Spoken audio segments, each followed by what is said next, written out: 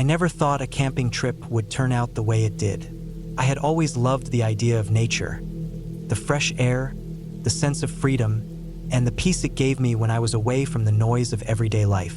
But this trip, the one I had been looking forward to, turned into something I will never forget. It was late September 2024 when I decided to take a solo trip to a remote campsite near the small town of Pine Ridge. I was 32 years old at the time and had been camping alone before, so I figured this would be just another chance to unwind and recharge. My name is Caleb, by the way, and I was the kind of guy who enjoyed peace and solitude. I didn't have many friends, but I preferred it that way. I worked as a graphic designer, so my job had me cooped up inside for hours, staring at a screen. I had planned everything meticulously. I'd chosen the campground on the edge of Pine Ridge National Forest, a place with miles of thick woods and a quiet, serene lake.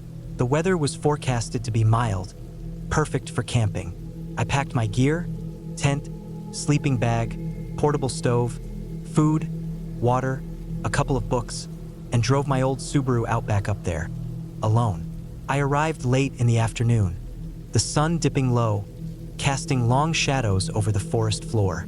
The air smelled earthy, damp with the cool of the coming evening. Pine trees stretched tall into the sky, and the sounds of the forest, birds calling, leaves rustling in the breeze, were comforting. There were a few campers scattered about, but nothing overwhelming. It wasn't crowded, which I liked. I chose a spot by the lake, just far enough to feel secluded but close enough to the water to enjoy the view. Setting up my tent didn't take long. I unpacked my stove, prepared some pasta, and sat down by the fire pit with my meal. It was calm, almost too calm. The kind of quiet that made you hyper-aware of your surroundings, every little sound magnified. But I didn't think much of it at the time. I enjoyed the stillness, the freedom from the noise of civilization. As the sun finally set and the sky turned dark, the forest took on a different atmosphere. The temperature dropped quickly, and the night sounds of the forest grew louder. A distant owl hooted, and something scurried in the underbrush. I didn't think much of it. I finished my meal, cleaned up, and settled into the tent for the night. That's when things started to feel off. First, it was small things. I kept hearing rustling noises outside the tent, like someone or something was moving around in the woods. I figured it was probably a raccoon or a deer, but the sounds were too deliberate, too close. I shook it off as just my imagination getting the best of me. It wasn't the first time I'd felt this way while camping. The woods can play tricks on your mind, especially when you're alone. But then I heard something that made my heart race. A faint, almost inaudible tapping on the side of my tent. I froze, not daring to move or breathe. It was so faint, I wasn't sure if I had imagined it. I waited, listening intently, my heart thudding in my chest. The tapping came again, softer this time, but definitely there. I couldn't shake the feeling that something was wrong. There were no other campers nearby, and the tap-tap-tapping didn't sound like wind or animals. It was too rhythmic, too intentional. My mind raced with possibilities. Could it be someone else out there? Someone who shouldn't be? I tried to ignore it, telling myself it was just some animal or a trick of the wind. But the sounds persisted, and I couldn't shake the unease building inside me. My thoughts spiraled, imagining all kinds of scenarios. I thought about grabbing my flashlight and checking outside, but I wasn't sure I was brave enough. I could just leave, pack up, and go back to my car. But then I would be admitting fear, and I wasn't about to let a few noises chase me off. So I lay there, staring at the tent fabric, listening to the occasional tapping. Time seemed to stretch on each minute an eternity. Eventually, exhaustion caught up with me, and I drifted off into a restless sleep, the tapping still echoing in the back of my mind. The next morning, I woke up to the sound of birds chirping. The sun was up, and the air was cool but fresh. The strange noises of the night before had faded into the background. I felt a little foolish for letting my imagination run wild, and I quickly pushed the thoughts aside as I packed up my camp and made breakfast. I spent the day hiking around the area, exploring the forest and taking pictures of the landscapes. The tapping I had heard the night before seemed like nothing more than a figment of my imagination. a product of the isolation I had put myself in. I was starting to feel like I was overreacting. By late afternoon, I decided to head back to my campsite by the lake. I hadn't seen many other campers, just a few passing hikers, and the place was still quiet when I returned. I started a fire and made some dinner, thinking that maybe I had just been too tense the previous night. But as night fell again, the unease returned. This time, the tapping came sooner, and this time it wasn't faint. It was louder, more distinct. My heart started racing again, and I was immediately on edge. I stayed perfectly still, listening, waiting for something, anything, to break the silence. The noise wasn't constant, but it was persistent.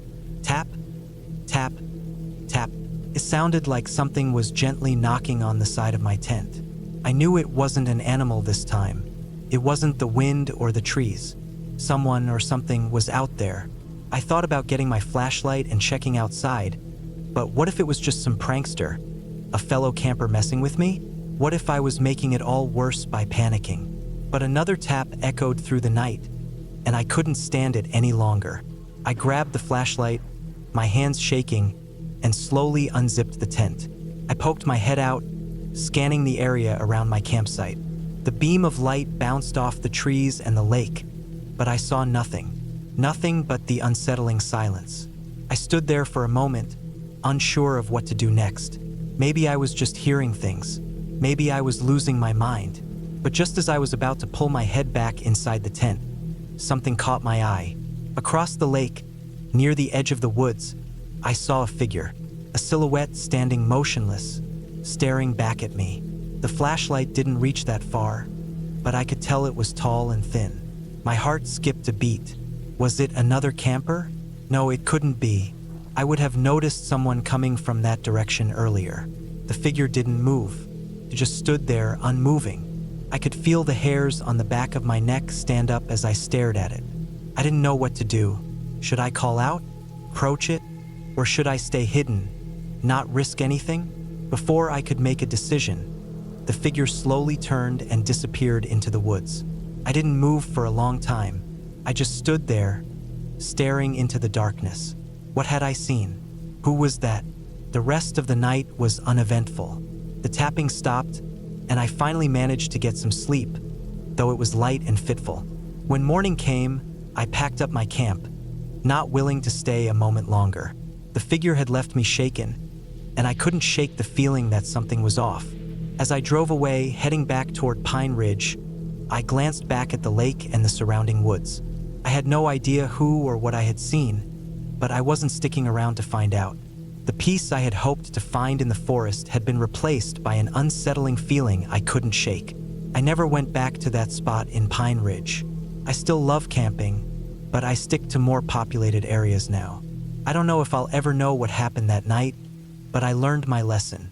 The woods can be quiet, but they can also be dangerous in ways you don't expect. And sometimes, the only thing you can do is leave before it's too late.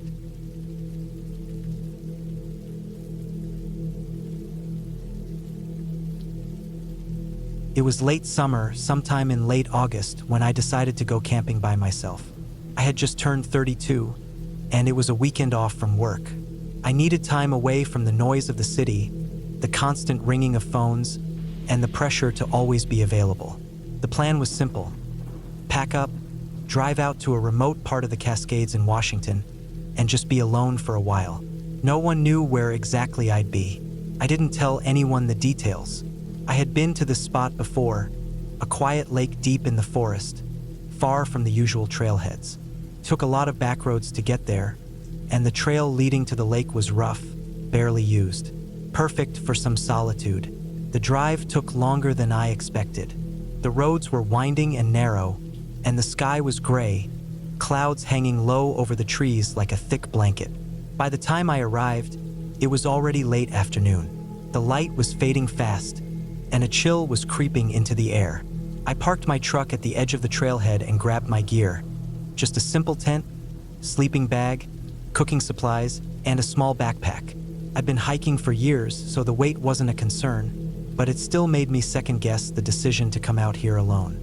The hike to the lake was slower than I remembered. The trail had overgrown in places, and the thick underbrush seemed to reach out to grab my legs. The trees were dense, towering above me, their bark damp and slippery. The air was heavy with the scent of wet leaves, moss, and pine. It was quiet, too quiet. Not the peaceful silence I'd hoped for, but something deeper, more unsettling. I told myself to shake it off and pressed on, my boots crunching on the dry dirt. Every now and then, I heard rustling in the trees, and I'd freeze, expecting something to emerge from the shadows. But it never did.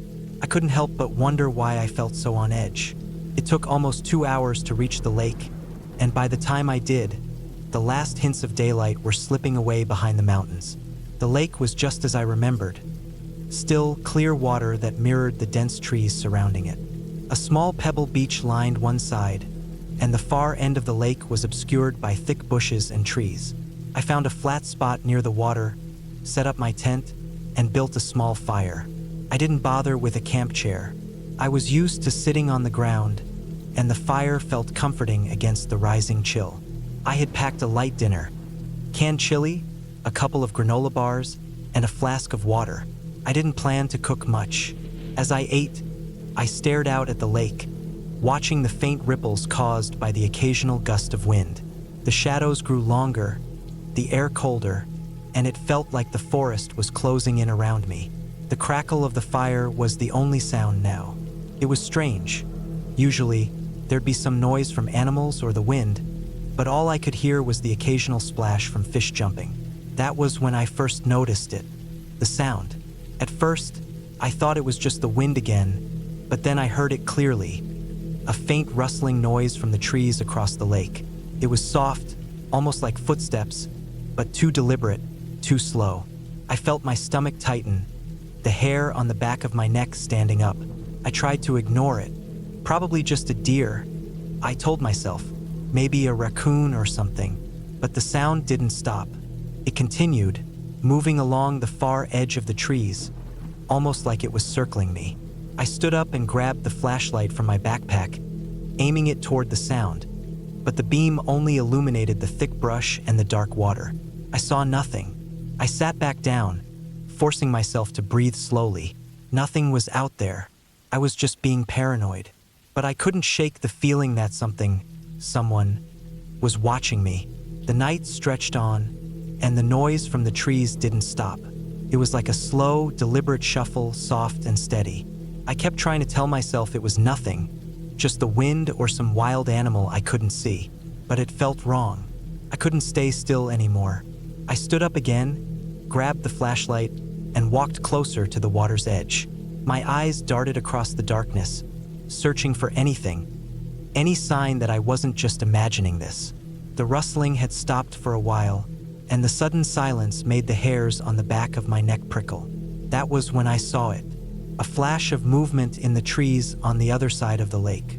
I froze, my heart pounding. My eyes were locked on the spot where I'd seen it, a figure, dark against the even darker forest. Person moving slowly, almost too slowly. It wasn't a bear or deer, I knew that much. It was human. My breath caught in my throat. I stood there, paralyzed, watching the figure, which seemed to be watching me right back. It moved from behind one tree and then stopped, lingering in the shadows. I couldn't make out any details, but I could see it was tall, much taller than I was, even at this distance. I don't know how long I stood there, but it felt like forever. The silence around me deepened, pressing in from every side. I couldn't take my eyes off the figure. I turned and grabbed my things. I didn't even hesitate. I needed to leave. My heart was racing now, and my hands were shaking. I stumbled as I packed up, hurriedly stuffing my tent and gear into my backpack. I couldn't take the time to break camp properly. I just needed to get out of there. I didn't care that it was getting darker. I didn't care that the trail was treacherous. I just wanted to be away from the lake, away from that figure that had appeared out of nowhere. I grabbed the last of my things and started walking back toward the trail, my flashlight cutting through the darkness. The air had turned cold and still, and every sound around me seemed amplified. My boots crunched over the ground, and I could swear I heard something else. Footsteps behind me. Slow, heavy steps. I spun around, the beam of my flashlight sweeping through the trees, but there was nothing, just shadows. The feeling of being followed didn't leave me. It stuck with me as I made my way down the trail, heart thudding in my chest. The forest felt suffocating now. The air was thick, like it was pressing in on me from all sides. I kept walking faster, my breath coming in ragged gasps, but no matter how fast I moved, it felt like I couldn't escape the weight of the presence behind me. I made it to the truck just as the last bit of light vanished from the sky. I didn't look back. I threw my gear into the bed of my truck and started the engine. The sound of the engine roaring to life felt like a relief, and for the first time that night, I let myself breathe. I didn't stop until I was far away from that place, too far to hear the trees or the lake or any rustling in the dark. I made it to the nearest town by midnight, and even then, I couldn't shake the feeling. It lingered with me, gnawing at the back of my mind. I didn't go back to the lake. I didn't need to. That night had been enough.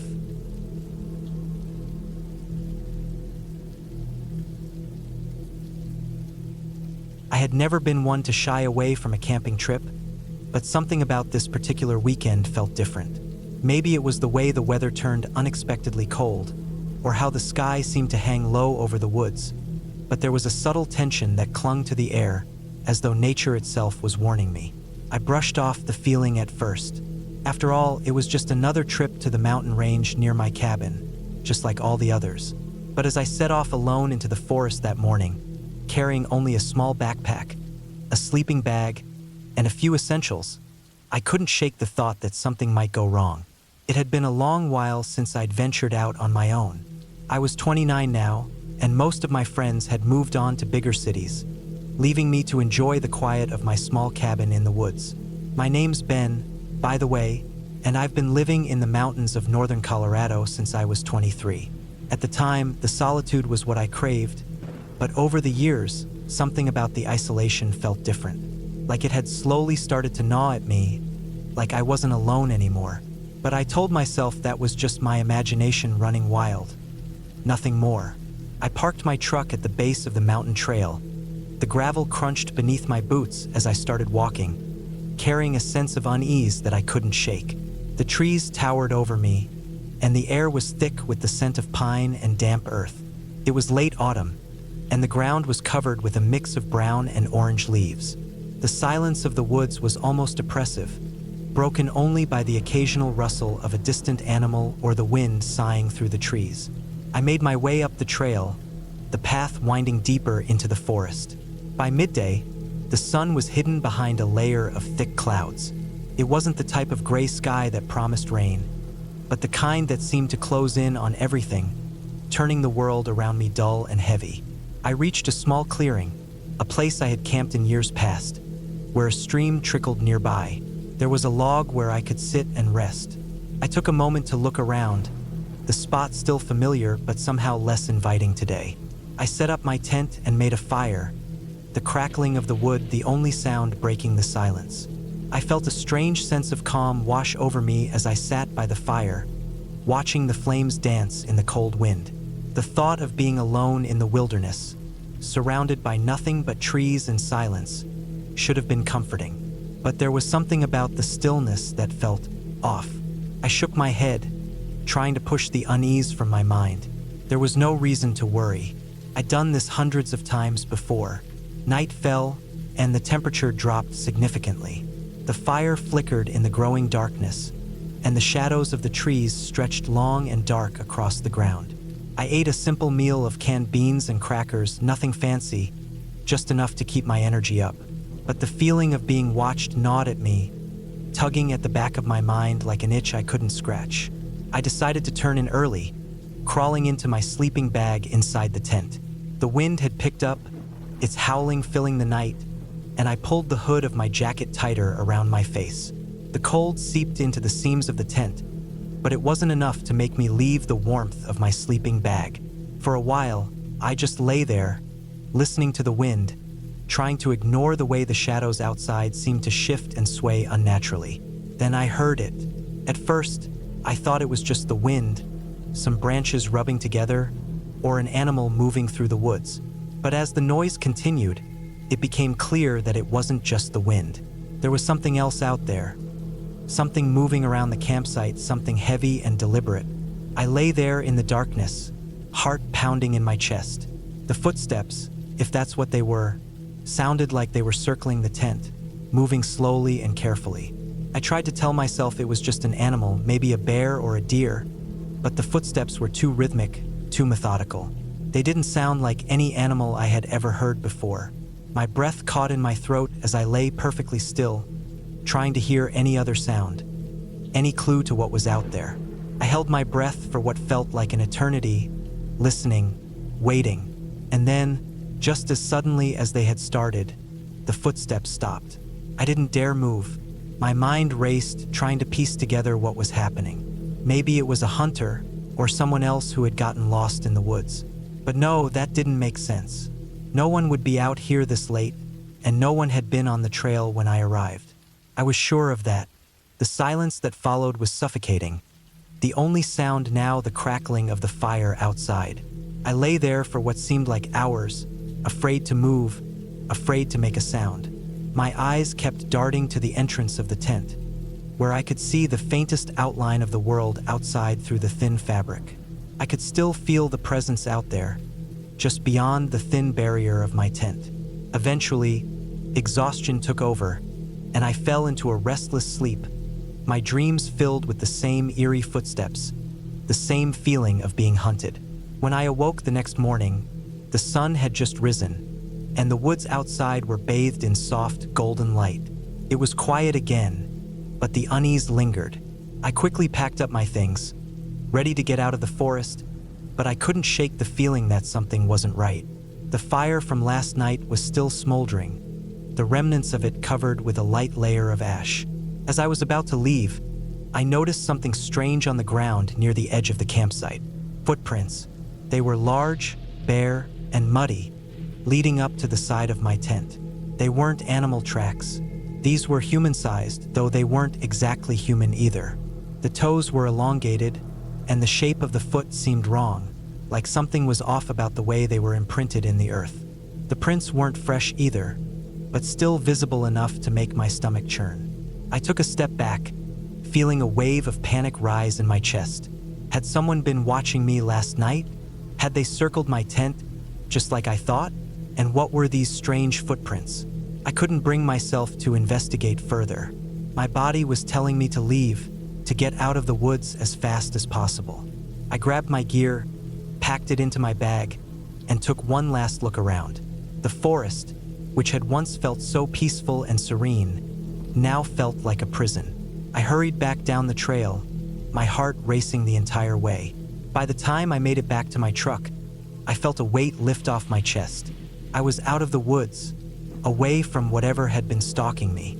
The ride back home was uneventful, but I couldn't shake the images of the footprints, the feeling of being followed. I told myself it was just an animal, that I had overreacted, but deep down, I knew that wasn't true. Later that day, I found myself sitting on my porch, staring out at the trees in the distance. The mountain range loomed over me, silent and still.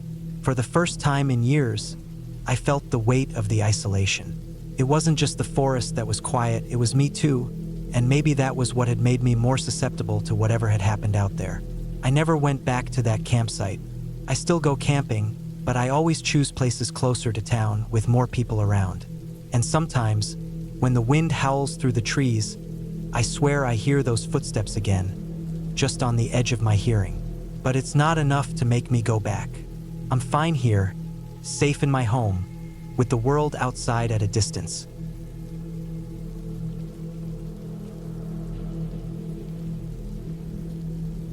I've always been someone who enjoyed the peace of nature, the simplicity, the quiet, the way the world slows down when you're out in the woods.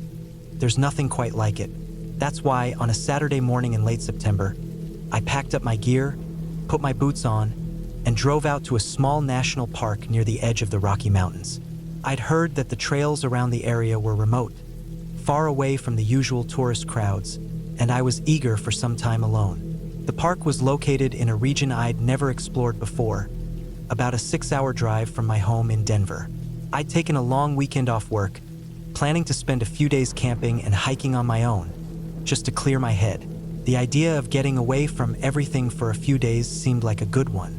I was 27, still young enough to crave adventure, but old enough to appreciate the solitude. I'd arrived just as the sun was setting, casting long shadows across the trees and the dirt path that led into the forest. There was no one else around, no campers, no hikers. I had the place to myself. That feeling of isolation both thrilled and unnerved me. I found the trailhead and decided to hike in a little before setting up camp. The forest was thick with pine trees, their branches heavy with the scent of earth and resin. The ground was covered in a blanket of fallen needles, and the air felt crisp, cooler than I expected for late September. I could hear the rustling of leaves above, the faint sound of a stream somewhere in the distance, and the occasional chirp of insects. It was peaceful, a little eerie, but peaceful.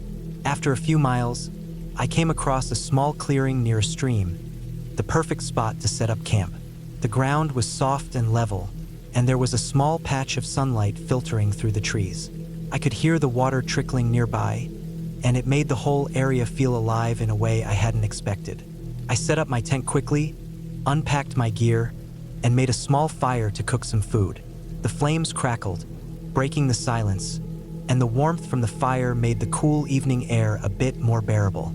I spent the evening by the fire, eating a simple meal of canned beans and rice, staring into the flames and enjoying the quiet. There was no one around for miles, or so it seemed. The longer I sat there, the more I appreciated the solitude, the stillness of everything. It felt like I was part of something ancient, something bigger than myself. As the sun dipped lower, I added more wood to the fire, making sure it was large enough to keep the night's chill at bay. The sky darkened quickly, and the temperature dropped even more. I bundled up in my jacket and stretched out in front of the fire, watching the shadows dance across the trees. It was getting late, and I started to feel the first hints of fatigue creeping in. My eyelids were heavy, and the firelight flickered in a way that was almost hypnotic. I figured I'd turn in soon. Then I heard something. It wasn't loud, but it was there. Faint, almost imperceptible at first, but unmistakable once I focused on it. A rustling sound, far off in the woods, coming from the direction of the trail. It was a low, almost rhythmic rustling, like something heavy moving through the underbrush. I froze, heart pounding. Could have been an animal, I told myself. A bear, maybe, or a deer. But the sound didn't stop. It came in waves, as if whatever was making the noise was pacing back and forth. It wasn't like the random movements of an animal. There was something deliberate about it. I stood up, quietly grabbing my flashlight and scanning the woods around me. The beam cut through the darkness, illuminating nothing but trees and shadows. The rustling continued, faint but persistent. I felt a knot form in my stomach. For a few minutes, I stood there, listening, trying to convince myself it was nothing. Maybe the wind or some other creature moving through the underbrush. But the sound kept coming closer now and more distinct. It wasn't the wind. It wasn't a bear. Whatever it was big. I quickly packed up my food and put everything into my tent, my movements quick and deliberate. My hands shook slightly as I tried to organize my things, but I knew I had to stay calm. I was alone in the woods, and panicking wouldn't help anything. The rustling had stopped for a moment, and I held my breath, listening intently. Then I heard it again, closer this time. The distinct sound of something moving through the brush, the crunch of leaves beneath heavy steps. I grabbed my backpack and flashlight and made my way toward the trail, hoping to reach the main road where I might find some other hikers or campers. My mind raced, but I kept telling myself to stay calm. It was probably just another camper, someone who had gotten lost, or an animal. Still, I couldn't shake the feeling that I wasn't alone. I had only gone about half a mile when I realized I'd made a mistake. I'd wandered too far from my camp. The darkness had settled in completely now, and the forest seemed to close in around me. I could hear the rustling again, but now it was behind me. The same slow, deliberate movements, the sound of something big moving through the woods, following me. I spun around, flashing my light into the darkness, but there was nothing there. I started walking faster, my heart pounding, but the feeling of being watched didn't go away. I couldn't shake the sensation that someone was just out of sight, moving along the edge of the trail, staying just far enough away to stay hidden. I kept moving, trying not to panic. I had to get back to my camp. I had to make sure my tent was secure. I heard the rustling again, but this time it was much closer, just beyond the tree line. I shone my flashlight in the direction of the sound, but the beam couldn't penetrate the thick darkness. I was breathing hard now, my steps quickening as I approached the clearing where I'd set up camp. When I finally reached my tent, I was out of breath, and my heart was pounding so loudly that I could hear it in my ears. I scanned the area again, checking for any movement in the darkness. Nothing, but I couldn't shake the feeling that I wasn't alone. I didn't know what to do. I didn't know if I should pack up and leave or stay put, hoping that whatever was out there would leave me alone. But as I stood there, my flashlight flickering, I realized something. The rustling had stopped. I waited in silence, the night stretching out before me, the only sound the occasional crackle from the fire. And then, as if on cue, I heard a voice. No, not a voice. A low growl, deep and guttural. It sent a jolt of fear through me. I turned toward the sound, my flashlight sweeping across the trees. The growl came again, closer this time, and I could feel the hairs on the back of my neck stand up.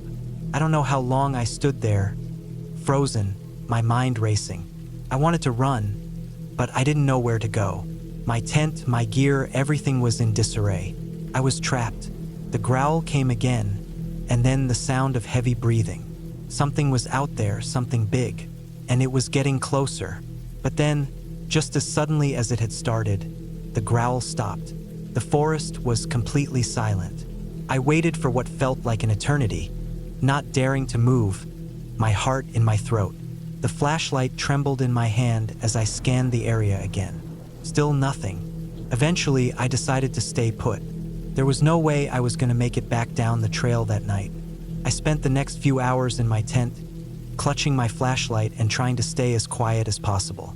The night seemed to stretch on forever. By morning, everything was calm. No growls, no rustling, no heavy breathing. The sun rose, casting its first light through the trees. I stepped outside cautiously, my flashlight still in hand, but the woods were peaceful once again. I packed up my camp quickly, ready to leave. I didn't feel the need to stick around any longer. Whatever had been out there the night before was gone, but I wasn't taking any chances. I hiked back down the trail, keeping an eye out for any signs of movement. When I finally made it back to my car, I couldn't help but feel a sense of relief. I wasn't sure what had happened, but I was certain I didn't want to find out.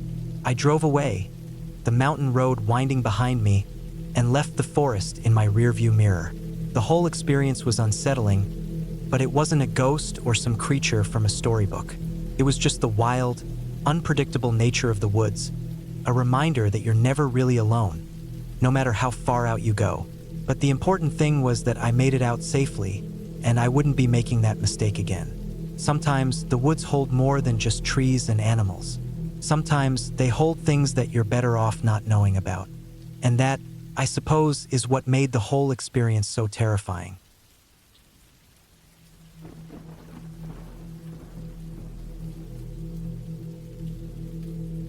I had never been one for camping. The idea of leaving behind the comforts of home, the soft bed, the quiet hum of the refrigerator, the steady buzz of traffic, always made me uneasy.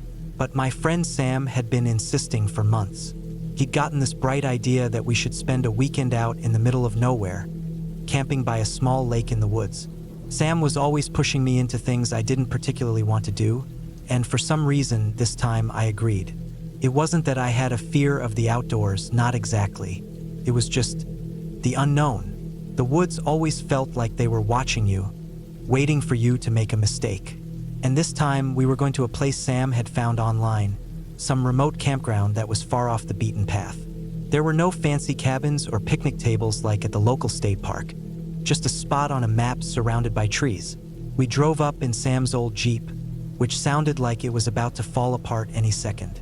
The roads got rougher as we went deeper into the forest. The trees grew taller and denser, and by the time we reached the trailhead, it was like we had entered another world. The kind of world where every snap of a twig or rustling of leaves felt like it could be something far worse than a deer. "Here we are," Sam said as he slammed the Jeep into park. His voice was way too cheerful for my liking, and it grated on me in a way it never had before. We unloaded the gear, and I did my best to ignore the unease creeping up on me. The sun was setting, casting long shadows across the clearing where we'd set up camp. There was something off about the way the trees closed in around us, like the forest was slowly swallowing us whole. But I pushed the thought away. It was just the isolation messing with my head. We set up the tent and made a fire. Sam, of course, was in his element. He was always the outdoorsy one, a Boy Scout type. I had no idea how to start a fire, but he seemed to have that skill down to a science. Soon enough, we were sitting by the fire, the crackling of the flames the only sound breaking the silence. The smell of pine and damp earth filled the air. Every now and then, a soft breeze would rustle through the trees, but for the most part, it was still, too still. It was as if the world had gone silent to watch us. We ate quickly, and then Sam suggested we go for a walk around the lake. I didn't want to. My gut told me something was wrong, but I couldn't put my finger on it. Sam wasn't having any of it, though. He was already up and pulling on his boots. "The sun's almost gone. Come on. It'll be fine." I hesitated, but eventually followed. The path to the lake was narrow, barely wide enough for two people to walk side by side. The trees were thick, and the ground was soft, like the earth had absorbed too much water. With every step, my boots sank a little deeper. It wasn't much, but it added to the discomfort. We made our way along the shore, the darkening sky reflecting off the still water. It should have been peaceful, but that stillness, that unnatural quiet, was making my skin crawl. We reached a small rock outcrop at the far side of the lake. Sam started talking about the stars, about how amazing it was to be so far away from the city lights, but I barely heard him. I was staring into the trees, feeling like something was off. It wasn't until I heard it that I realized how wrong things had gone. It was a rustling noise, just beyond the tree line. Not a squirrel or a bird. This was something heavier, like something was moving through the underbrush. Sam didn't notice at first. He was still talking, pointing out the constellations, but the rustling didn't stop. It grew louder, and then the footsteps. Heavy, slow steps, just outside the reach of the trees. I turned to Sam. My heart was hammering in my chest. "Do you hear that?" He looked at me, confused. "Hear what?" I felt my blood run cold. I couldn't explain why, but everything in me was telling me to get back to camp. Now, something wasn't right. I didn't know what it was, but I could feel it. "Let's go back," I said quickly, starting to turn. Sam shrugged, laughing it off. "You're just spooked. It's nothing.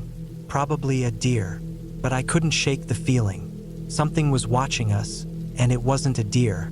I could feel eyes on my back as we walked, the hairs on my neck standing up.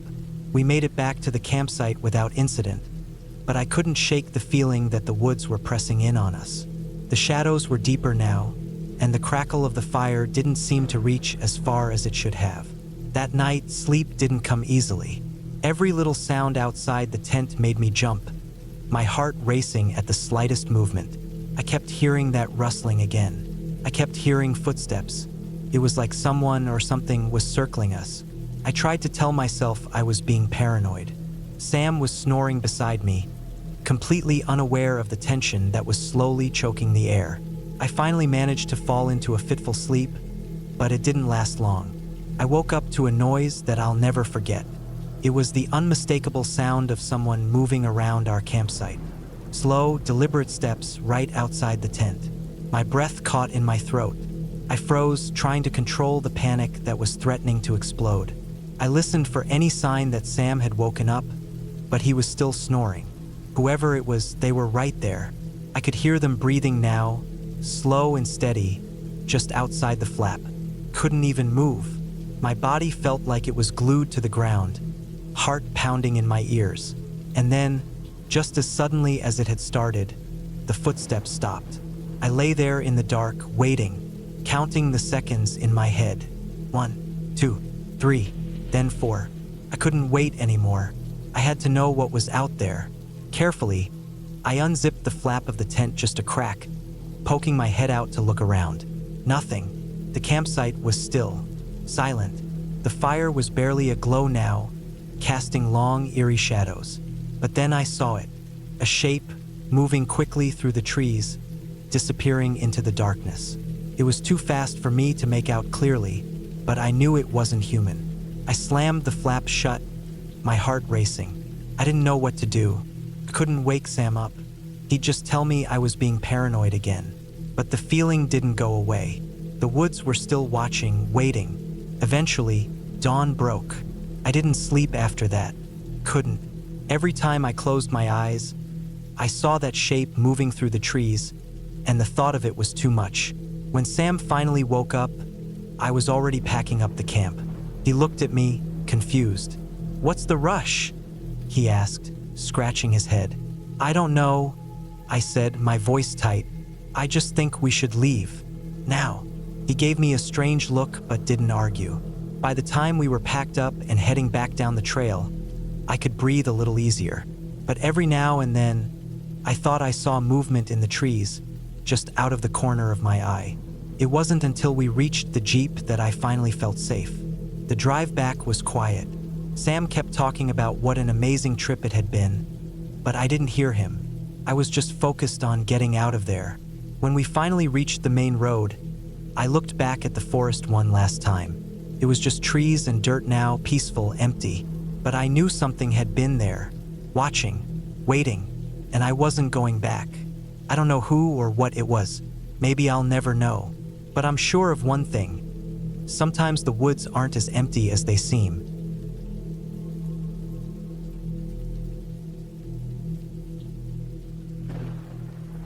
It was the summer of 2021, and Ben Collins, a 28-year-old software engineer, was craving some peace and quiet after months of grueling deadlines. The thought of the same old office grind was wearing on me, so I decided to escape the city and head into the mountains. I needed fresh air, a bit of nature, and, most importantly, a break from screens. The destination was a small, lesser-known camping spot nestled in the Appalachian Mountains in West Virginia. I had heard about it from a friend, Mark, who was a bit of a hiking enthusiast. It wasn't too far out of the way, but it was remote enough to feel like an actual escape.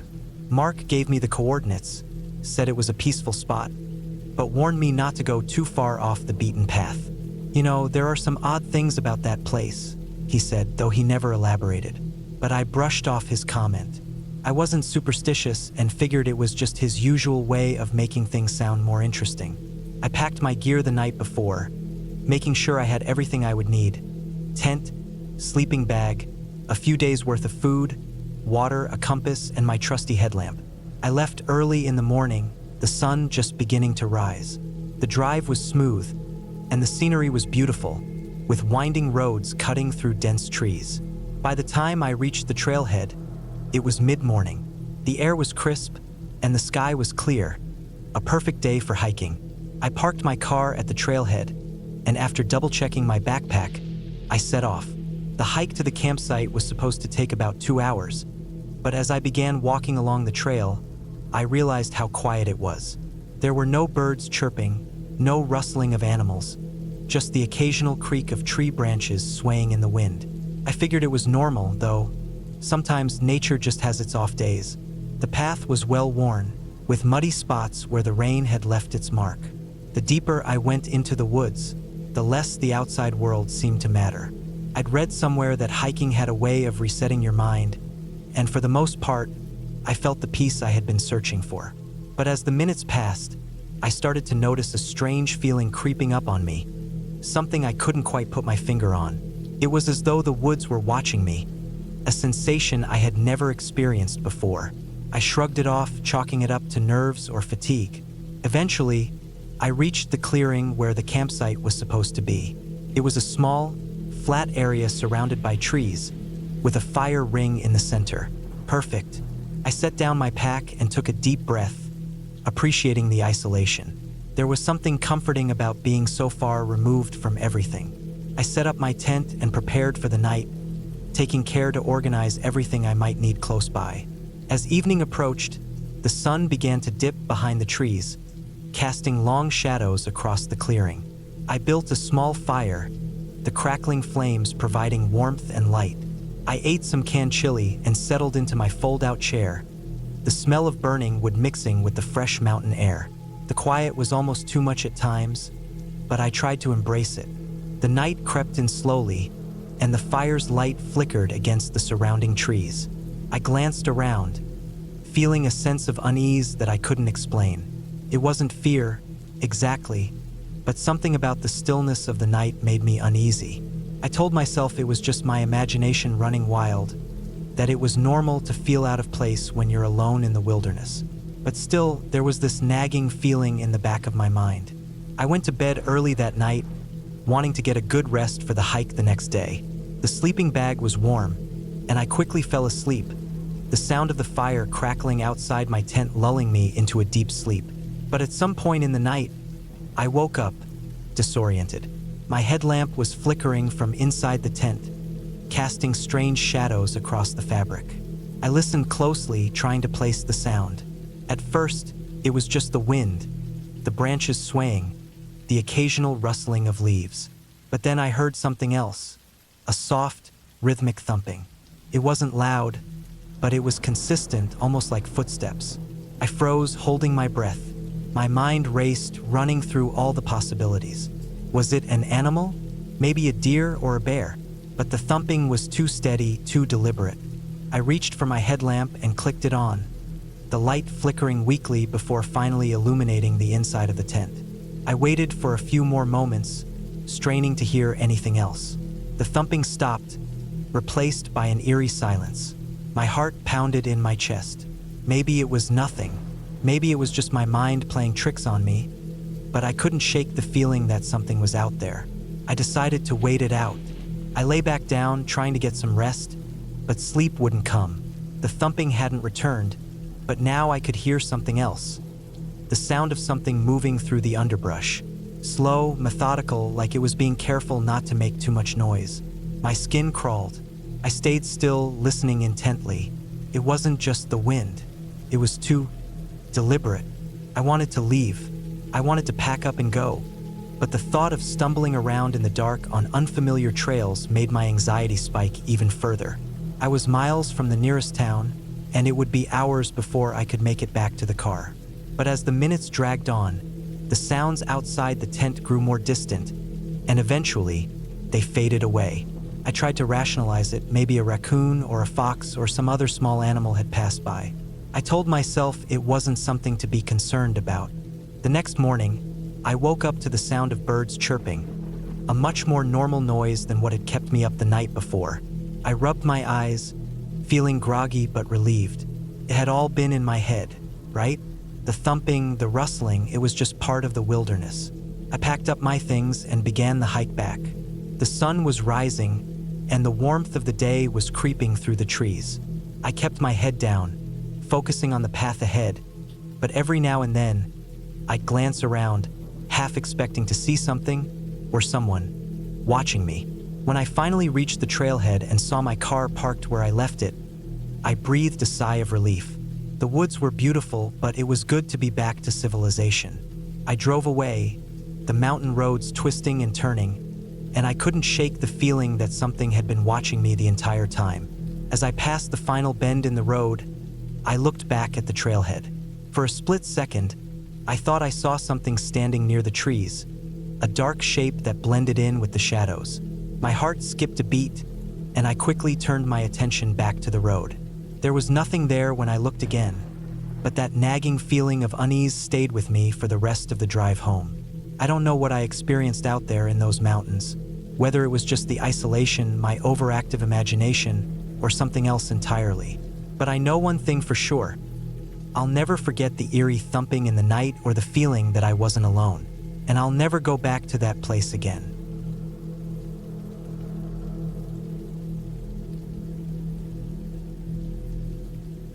I had always been the kind of person who enjoyed getting away from the noise of everyday life.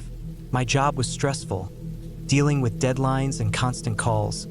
And when the weekend came, I needed something different. So, when my friend Ryan suggested a weekend camping trip in the remote woods of the Cascade Mountains, I didn't hesitate. It was exactly what I needed. A peaceful escape, just me, him, and the wilderness. We set out on a Friday evening, packing light. The year was 2022, and I was 28, still figuring out how to balance work and life. Ryan, a few years older than me, was more experienced in outdoor activities, having spent a lot of time camping and hiking as a teenager. I wasn't completely inexperienced, but I wasn't what you'd call a seasoned camper either. The drive there was long. We left Seattle at around 5 p.m., and it wasn't until nearly 10 p.m. that we reached the trailhead. The weather was cool, and the night sky was clear, a perfect condition for camping, with the stars above in full view. We unloaded our gear and packed it into our backpacks, then began hiking into the forest. The trail was relatively easy at first, well-maintained with visible signs marking the path. As we walked, the woods around us began to feel more and more remote. The trees towered high above, their leaves rustling softly in the wind. The air was fresh, clean, and rich with the scent of pine and earth. The sound of our boots crunching on the dirt path and the occasional rustling of animals in the underbrush were the only things breaking the silence. Ryan had mapped out our route. He was confident, checking the GPS on his phone from time to time, making sure we were heading in the right direction. The first 2 hours passed without incident, and we began to find ourselves deep in the woods. The sounds of distant traffic, which had once filled the air during the drive, were completely gone now. The city felt miles away. We came across a small clearing by a stream, and Ryan suggested we set up camp there. The ground was level, and the stream provided a peaceful backdrop. We pitched our tent, got a fire started, and settled in for the night. There was something comforting about the crackling sound of the fire and the soft, almost rhythmic rush of the stream nearby. We talked for a while, but as the night deepened, the conversations died down, and eventually, the only sound was the forest around us. I woke up in the middle of the night. The fire had long since burned out, leaving only the soft glow of the stars and the occasional flicker from my headlamp. At first, I couldn't place what had woken me. Then I heard it, a faint rustling noise, as if something was moving nearby. It wasn't the sound of small animals. I knew that sound well. This was heavier, like the sound of something larger, but not so large that it couldn't be hidden in the underbrush. My heart began to race. I turned to Ryan, who was sound asleep beside me, completely unaware of the noise. I grabbed my flashlight and turned it towards the noise. The beam cut through the darkness, illuminating the trees and underbrush, but I couldn't see anything. The noise stopped as soon as the light flashed in that direction. I held my breath, hoping it was just an animal, but a part of me couldn't shake the feeling that something was off. I stayed awake for a while, my ears straining for any more sounds. But the night passed without incident, and eventually, I drifted back to sleep, though not without a lingering unease. The morning came, clear and bright. We ate breakfast by the stream, talking about what we were going to do the next day. Ryan had suggested a short hike to the summit of a nearby hill, and I agreed. It was beautiful up here, and I had to admit I felt better being out in nature, even if my mind kept returning to the odd noise from the night before. After breakfast, we packed up the campsite, leaving no trace behind. We began our hike toward the summit, the trail climbing steadily. As we walked, I noticed something strange. There were no animal tracks on the trail. It was just dirt and leaves, undisturbed. Normally, in a forest like this, you'd expect to see signs of wildlife. Prints, droppings, scratches on trees. But there was nothing. It struck me as odd, but Ryan didn't seem concerned, so I let it go. The hike was fairly easy at first, but as we ascended, the trail grew steeper. The trees grew thicker, and the air felt cooler, as though we were climbing into a higher elevation. The only sounds now were the crunch of our boots on the trail and the occasional bird call, distant but clear in the otherwise quiet forest. We reached the summit just after noon, and the view was breathtaking. The valley below was covered in a blanket of trees, and in the distance we could see the tops of distant peaks. The sun was warm on our faces, and for a moment, everything felt perfect. But then something caught my eye. Far off, near the edge of the forest, I saw something that didn't belong. It was a small shape partially obscured by trees. At first, I thought it was a large animal, but it didn't move and it didn't look natural. It was too still, too out of place.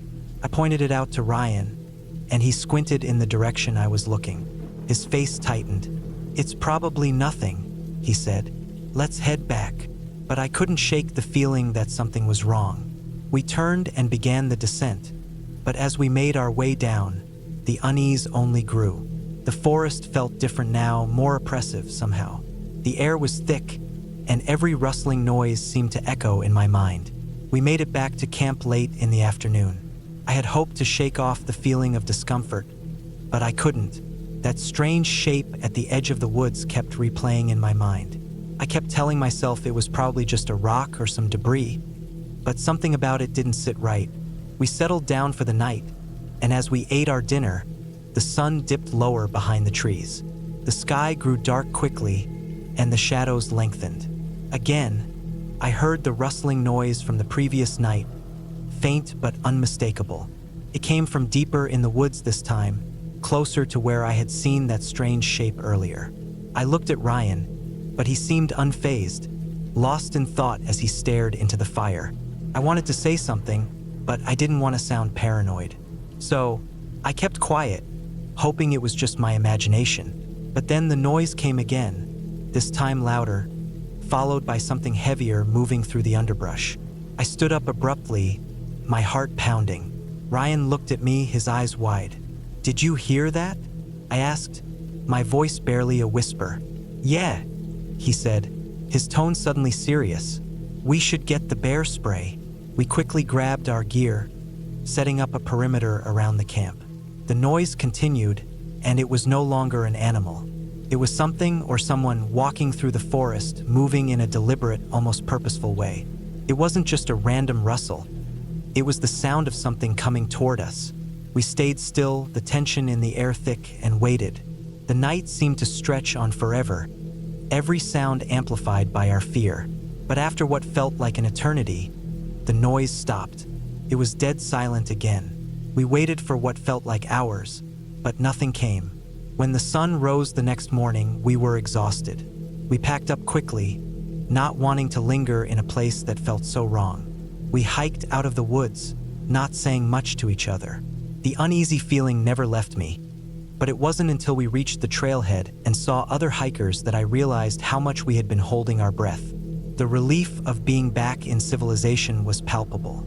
We never spoke about what had happened in the woods again, but both of us knew that something was off that night. Something we couldn't explain, but we made it out. And that, I suppose, was the best part. We made it out. Safe, sound, and with a story that would linger in our minds forever.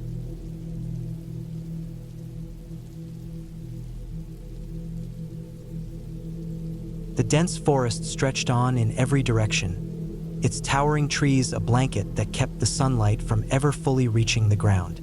I was alone, which for most people would have been unsettling enough. But for me, camping alone had always been something of a personal challenge. Something about being away from civilization, far from the noise of city life, was calming. It allowed me to think, to focus, and to breathe deeply without distraction. The world felt simpler out here. This time, though, something felt different. I decided to go camping near a small, isolated lake in the Adirondack Mountains. It wasn't a popular spot, just a small, hidden place where the trail mostly went unused. That's why I'd chosen it. No hikers, no crowds, just me and nature. That was the plan. My tent was small, only big enough for me and my gear, and I had enough supplies to last for a few days. It was a late afternoon when I arrived, the shadows from the trees growing longer as the sun sank lower in the sky.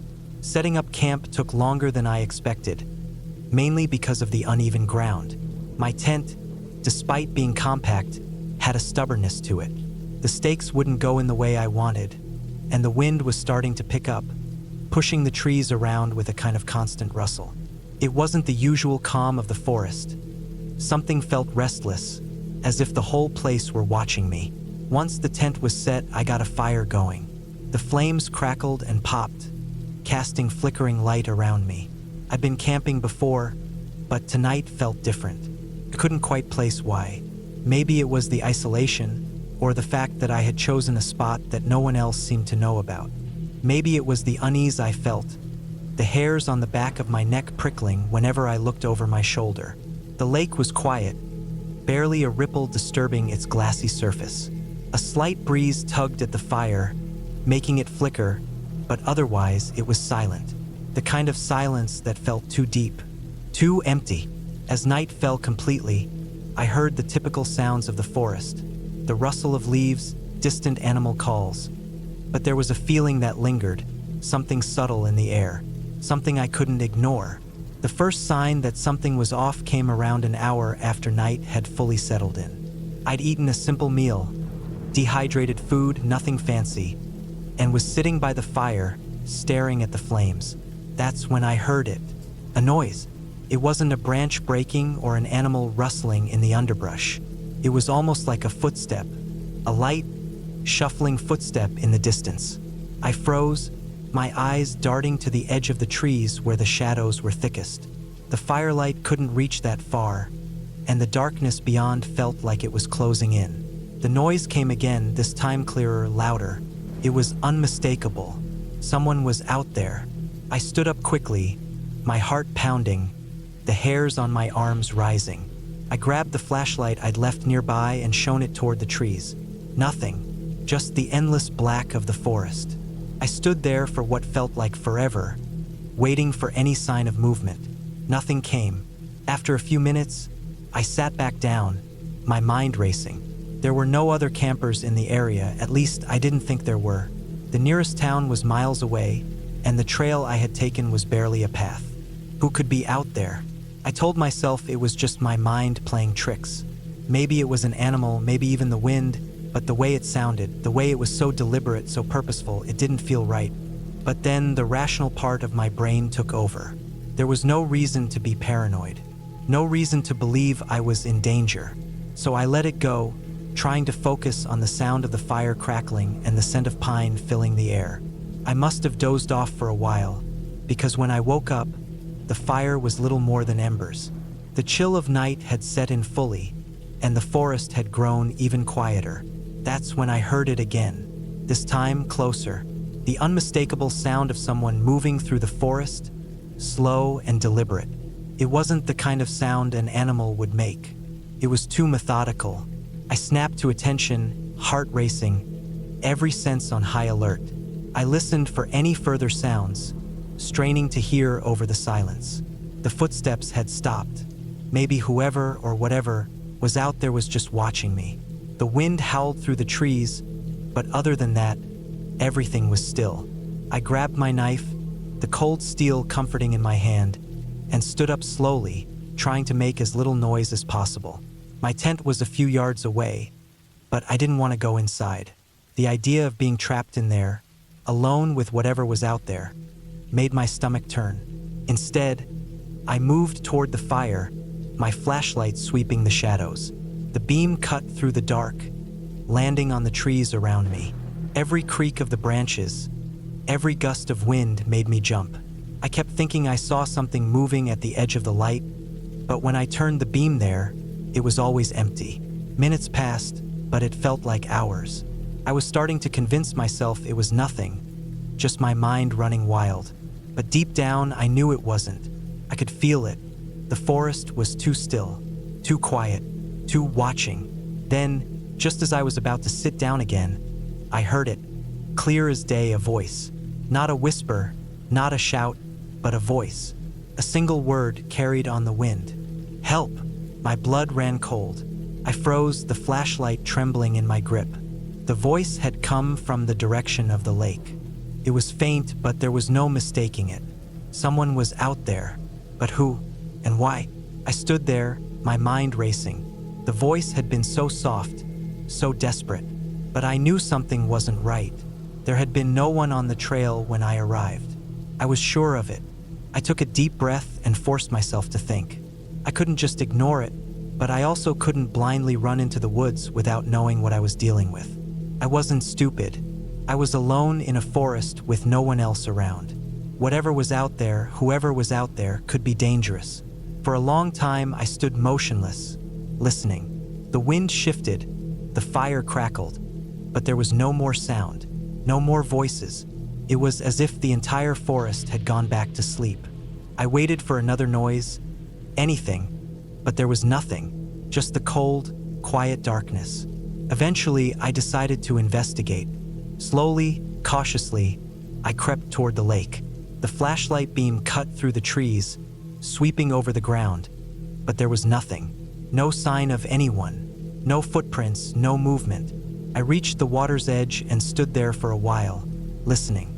Nothing. It was almost peaceful, in a way. The water was smooth, reflecting the pale light of the moon, and the forest behind me was eerily silent. Maybe it was all in my head, but just as I was about to turn back, I saw something. A figure standing at the far side of the lake. It was too far away to make out details, but it was unmistakable. The figure was tall, too tall, and it seemed to be moving, though it wasn't walking. It was gliding. I felt my stomach twist into knots. I backed away, taking slow, careful steps, my heart hammering in my chest. The figure didn't approach. It just stood there, unmoving, like a shadow in the distance. I didn't stay to find out what it was. I turned and ran. My breath came in short gasps as I made my way back to the campsite. I didn't stop until I was inside the tent, the zipper pulled tight behind me. I couldn't shake the feeling that something was out there, watching. The rest of the night was a blur. I didn't sleep. I just lay there, listening for any sign of movement outside. But nothing came. By morning, the air had cleared. The forest had returned to its usual peaceful stillness. The sun was rising, and with it came a sense of clarity. Whatever had happened the night before, whatever had caused that voice or that figure, it was over. I was safe. I packed up my gear and left the campsite early. The woods, in the daylight, seemed entirely normal. Nothing unusual at all. But I knew what I had heard, what I had seen. And I couldn't shake the feeling that I had just narrowly avoided something far worse than I could ever understand.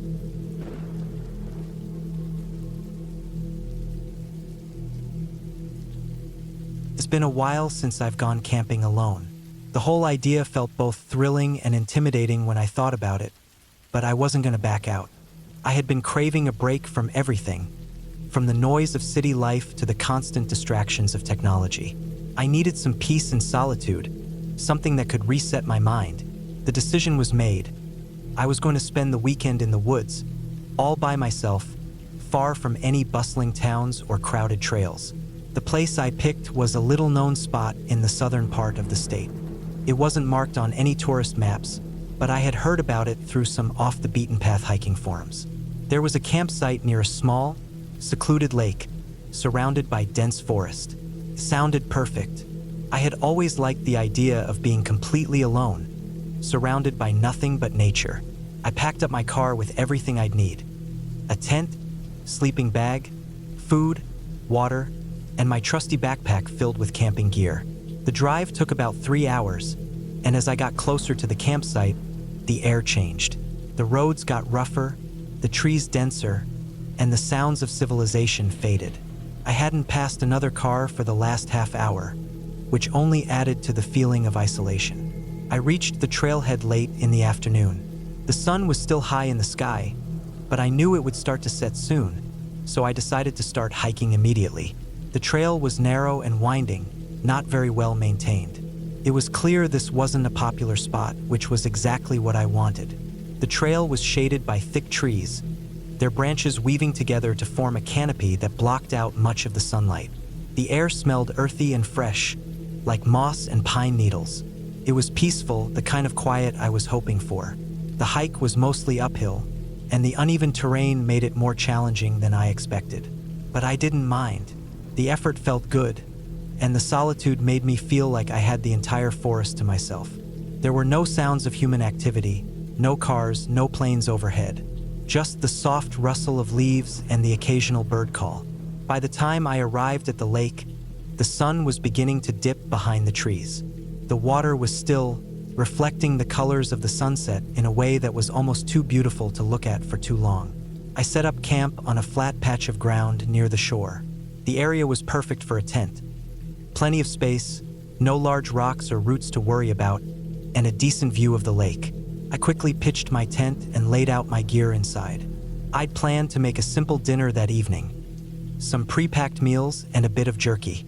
I built a small fire, not too big, just enough to cook and keep warm as the temperature started to drop. The crackling of the fire was comforting, and the scent of burning wood filled the air. I ate in silence, enjoying the stillness around me.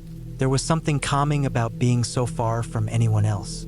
No interruptions, no schedules, just me and the forest. Night came quickly. The temperature dropped noticeably once the sun had fully set, and the woods became even quieter.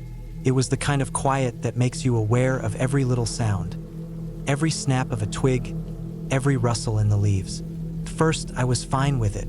The sounds of the forest were familiar, and I knew they were just animals going about their business. But as the night wore on, I started to feel uneasy, not in a way that made me want to leave, but more like a vague sense of being watched. I tried to push the thought out of my mind, telling myself it was just the natural tension that comes with being in the wilderness alone. I had spent nights camping before, after all, and had always felt fine. But this time was different. The air felt colder than it should have. The shadows seemed deeper, more oppressive. I kept glancing over my shoulder, half expecting to see someone standing just beyond the firelight, but no one ever was. Around midnight, I decided to call it a night. The fire was nearly out, the embers glowing faintly. I zipped myself into the tent and lay in my sleeping bag, trying to get comfortable. Despite the chill in the air, the warmth from the bag made me feel safe, cocooned away from whatever might be lurking outside. I shut my eyes and let the sounds of the forest lull me into a half-sleep. I don't know how much time passed before I was jolted awake by a noise, a snap, a twig breaking just beyond the tent. My heart rate spiked instantly. I lay perfectly still, straining my ears to hear any more sounds. The air felt thick, heavy with the silence that followed. Then, I heard it again, a slow, deliberate crack. Someone or something was out there. I didn't move. I didn't make a sound. I just listened, my pulse racing in my ears. The forest was alive with noises, but none of them were like the sound I just heard. The rustling of leaves had always been random, the way the wind moved through the trees or the way small animals scurried around. But this sound, it was too precise, too deliberate. I reached over to my backpack, feeling for my flashlight. My fingers brushed the cold metal of the canteen before finally finding the flashlight. I turned it on, the beam of light cutting through the darkness. I held my breath, my hand shaking as I slowly unzipped the tent door a little bit. Nothing. The forest outside was still. The light revealed only trees and the faint glimmer of the lake. I didn't see anyone or anything. I stayed there, frozen, for a long time, the beam of the flashlight cutting through the night, just waiting for something to show itself. But nothing did. Eventually, my nerves got the better of me. I re-zipped the tent door, pulled the blanket around me tighter, and lay back down. I told myself it was nothing, just an animal, maybe a deer or a raccoon, out looking for food. That made sense, didn't it? But deep down, a small part of me couldn't shake the feeling that something wasn't right. Sleep didn't come easy after that. My mind raced with thoughts of what might have made that noise. Every little sound outside seemed amplified. Every rustle of leaves felt like it could be something bigger, something watching me. But I didn't leave the tent. I told myself I was being paranoid. The night dragged on, and by the time dawn finally broke, I felt like I hadn't slept at all. The sunlight that filtered through the trees was a welcome sight. I got out of the tent as soon as I could, desperate to feel the warmth of the sun and put some distance between myself and the strange unease that had haunted me all night. I went down to the lake to wash my face and get some fresh water. The cool morning air felt good against my skin, and the sun rising over the water brought back that initial feeling of peace. The woods were quiet again, as if nothing had happened. I spent the rest of the morning exploring the area, trying to shake off the lingering feeling that something was wrong. I found a few animal tracks near the water's edge, likely deer. They didn't look fresh, but they were enough to convince me that it was just animals in the woods, nothing more. By early afternoon, I had packed up my things. I was planning to hike back to the car and head home. I wasn't scared exactly, but the experience from the night before had left me unsettled. The odd noises, the feeling of being watched, those things stuck with you longer than you'd like to admit. I reached the trailhead without any issues, and by the time I got to the car, I felt a little silly for getting so worked up. There was nothing out there, nothing dangerous. It was just nature, just the way the forest was. But as I pulled out of the trailhead, something caught my eye. A shape, figure standing still just off the side of the road. I slammed on the brakes, heart skipping a beat. For a second, I thought it was another hiker, maybe someone who had been camping nearby. But as I looked closer, I saw something that made my stomach drop. There was no one there. I wasn't sure if I had imagined it, or if it had been some trick of the trees. Maybe I had been too jumpy after the night I'd had. But whatever it was enough to make me speed away, not looking back once. When I got home, I unpacked my gear and tried to push the strange experience from my mind. Maybe it had all been in my head, just a product of too much solitude and too little sleep. I kept telling myself that, but even now, a part of me wonders. What if there was something out there, something watching me the whole time? Something that didn't want me to feel so safe, so at ease in the woods? I don't know for sure, but I do know one thing. I'll never camp alone again.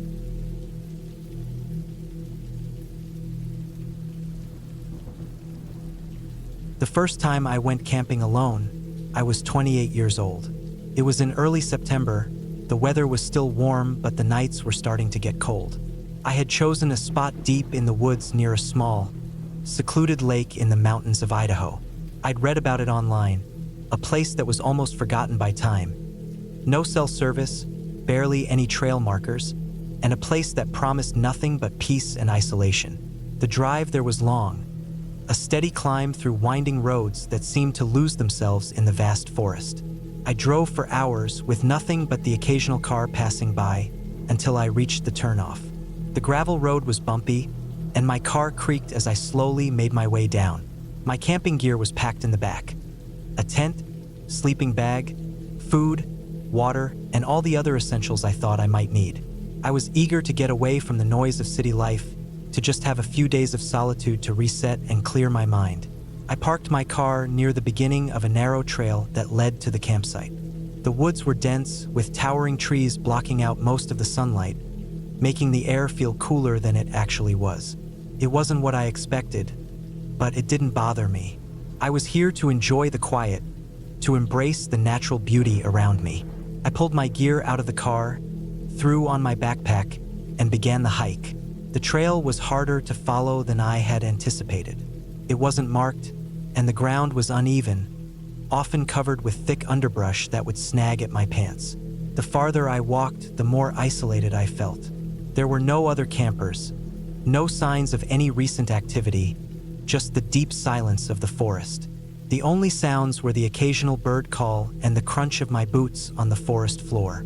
By the time I arrived at the campsite, it was late afternoon. The sun was sinking behind the trees, casting long shadows over the ground. The clearing was small, just big enough to pitch a tent, and there was a fire ring made of rocks already in place. A small stream trickled nearby, its sound adding to the sense of peacefulness that I had hoped for. Setting up the tent was easier than I expected. Took me only about 30 minutes. I laid out my sleeping bag inside and started a small fire. I knew it would get cold once the sun went down, so I made sure to collect enough firewood to last me the evening. There was a sense of accomplishment as I sat by the fire, the orange glow illuminating the surrounding trees, listening to the crackling of the logs as the temperature dropped.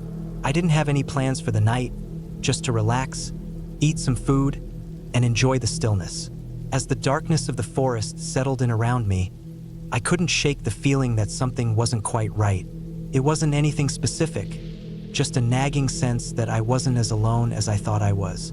I convinced myself that it was just the isolation getting to me, a natural feeling when you're so far away from civilization. But the feeling lingered, the hairs on the back of my neck standing up every time the wind rustled the leaves or a twig snapped in the distance. I tried to push the thought out of my mind, so I focused on the fire, on the warmth it provided. I roasted some hot dogs over the flames and ate, the simple meal more satisfying than I expected. I kept my eyes on the fire, trying to ignore the sensation of being watched. Around 9 p.m., I started to hear noises. They weren't loud or distinct, but they were there, crunching footsteps on the forest floor, the sound of something moving through the trees just beyond the firelight. At first, I thought it might be an animal, maybe a deer or a bear, but the noise didn't stop. It was too rhythmic, too deliberate. I sat there for what felt like an eternity, not moving, not even blinking, just listening. The fire crackled as I stared into the darkness beyond the reach of the light. The noises continued, coming closer, until I could hear the unmistakable sound of something walking around my campsite. It wasn't an animal. It was too heavy, too calculated. My heart began to race, and I felt the sweat on the back of my neck. I knew I needed to check it out, but something told me I shouldn't. I was alone. I was in the middle of nowhere, and if there was someone out there, I had no way of defending myself. I grabbed a stick from the fire and held it tightly in my hand, not knowing what to expect. Slowly, I stood up, trying to make as little noise as possible. The woods were utterly still. The air seemed thicker, heavier, as if the forest was holding its breath. The noises stopped for a moment, and in that brief silence, I heard something else. A low, rumbling sound, like someone breathing heavily, but not from far away. It was close, too close. I stepped toward the trees at the edge of the clearing, my breath coming in quick gasps. There was nothing there, just the blackness of the forest and the sound of my heartbeat pounding in my ears. But I knew something wasn't right. I stepped back toward the fire, my eyes scanning the area. The only movement now was the flickering of the flames, but that feeling of being watched never left me. I wasn't imagining it. I wasn't being paranoid. I had the overwhelming sense that someone or something was out there waiting. The rest of the night passed in a blur. I kept the fire going, adding logs to it every so often, but I barely slept. Every little sound made my heart race. I couldn't shake the feeling that I wasn't alone, that someone or something was watching me from just beyond the reach of the firelight. When dawn finally came, I felt a sense of relief that I hadn't expected. The first light of morning broke through the trees, and with it, the silence of the forest seemed to lift. I packed up my camp, quickly and efficiently, not wanting to waste any more time in the woods. The sun was rising higher now, and the birds were beginning to call out again, as if the night's tension had never happened. I didn't linger. I didn't look back. I followed the trail back to my car, the gravel road crunching beneath my boots, and when I reached my vehicle, I didn't waste any time getting in. The feeling of being watched was gone, but the unease remained. I didn't feel scared anymore, but I felt disturbed, unsettled. There was no logical explanation for what happened. Maybe it was just my imagination, but I wasn't willing to take any chances. I left the mountains that morning and drove back to the nearest town. I didn't tell anyone about what happened. Maybe I was just being paranoid, or maybe I had experienced something that wasn't easily explained. All I knew was that I didn't want to go back. Not to that spot. Not to that place where I felt like I wasn't alone. It's been years now since that camping trip, and I've gone on other trips, other hikes in the wilderness, but I always choose places with a little more traffic, a little more safety. Sometimes, when I'm alone at night, I still remember the sound of those footsteps in the woods and the heavy, labored breathing. I never found out what it was, but I don't need to. Some things are better left unexplained, and some places should remain forgotten.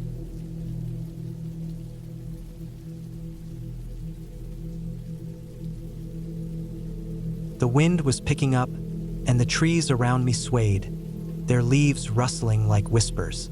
I glanced at the small patch of dirt that made up the campsite, feeling the weight of the silence. I had been out here for a couple of days now, trying to enjoy the solitude that the wilderness promised, but the quiet was starting to feel a little too heavy. The air was cool, with a slight bite to it, typical for late October in the Pacific Northwest. The forest seemed alive, not in the supernatural sense, but in a way that felt too raw, too real. I had arrived at the spot early, choosing it because of its distance from the nearest hiking trail. I wanted to be away from the typical tourist spots, far from the noise, far from people. Just me, my tent, and the wilderness. I could hear my heartbeat in the stillness, each thump reminding me that I was alone, completely alone. My only company was the steady hum of insects and the occasional rustle of animals moving through the underbrush. The first night had been easy. It was just the usual, setting up the tent, getting a fire going, and watching the last of the daylight slip away as I cooked my dinner. The night air had been crisp, filled with the scent of pine and earth. I had drifted off to sleep quickly, the sound of the wind through the trees lulling me into a deep, peaceful slumber. But that second night, that was when things started to change. I had spent most of the day hiking around, pushing myself farther than I had originally planned. The landscape here was rugged, with steep hills, thick forests, and small creeks that cut through the earth like veins. I didn't mind the exertion. It was part of the experience. I was out here to escape the noise of life, to be in a place where the only sound was my own breath and the crunch of leaves beneath my boots. By late afternoon, I was back at camp, tired but satisfied with the day's hike. I built a fire and sat down to cook. It was a simple meal, some dehydrated chili, a little bit of rice, and a can of beans. As I stirred the pot, the sun began to dip behind the trees, casting long shadows across the camp. I couldn't shake the feeling that something was off, though. I wasn't scared, not exactly, but there was a sense of unease hanging in the air, like something was watching me, waiting. I tried to ignore it, telling myself it was just the fatigue, the isolation. But the feeling only grew stronger as the night went on. I couldn't get comfortable, couldn't shake the thought that I wasn't alone here. The sounds of the forest seemed louder, more pronounced, as if everything around me was hyper-aware of my presence. The fire crackled, sending bursts of light into the dark, but it didn't make me feel safe. It only made everything else seem darker by comparison. I tried to get some sleep, but sleep didn't come easily. I tossed and turned in my sleeping bag, the weight of the silence pressing down on me. My mind kept racing, replaying every sound, every rustle of leaves, every snap of a twig. At one point, I heard something moving just outside the tent. It wasn't an animal. I was sure of it. It was too deliberate, too measured. I held my breath, listening. The sound stopped.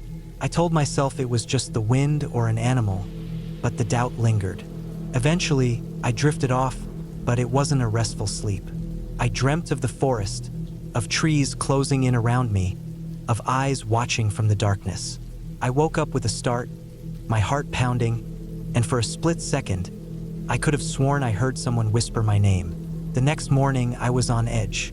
I packed up my gear quickly, eager to leave the camp, but something held me back. I couldn't explain it. The place felt wrong. But it wasn't until I stepped outside the tent and saw the tracks in the dirt that I realized how much danger I might be in. The tracks were fresh, pressed deep into the soft earth.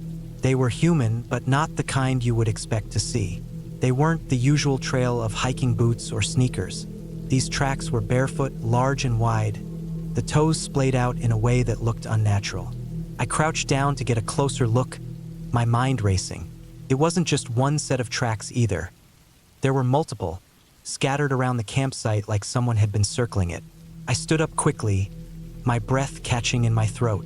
I looked around the camp, scanning the trees, the brush, but there was nothing. The wind had picked up again, but the silence felt heavier now, almost oppressive. I didn't stay long enough to investigate further. I grabbed my pack and started heading back to the trail, my pace quickening with each step. Every rustle in the underbrush made my heart skip a beat. I could feel eyes on me, though I never saw anyone.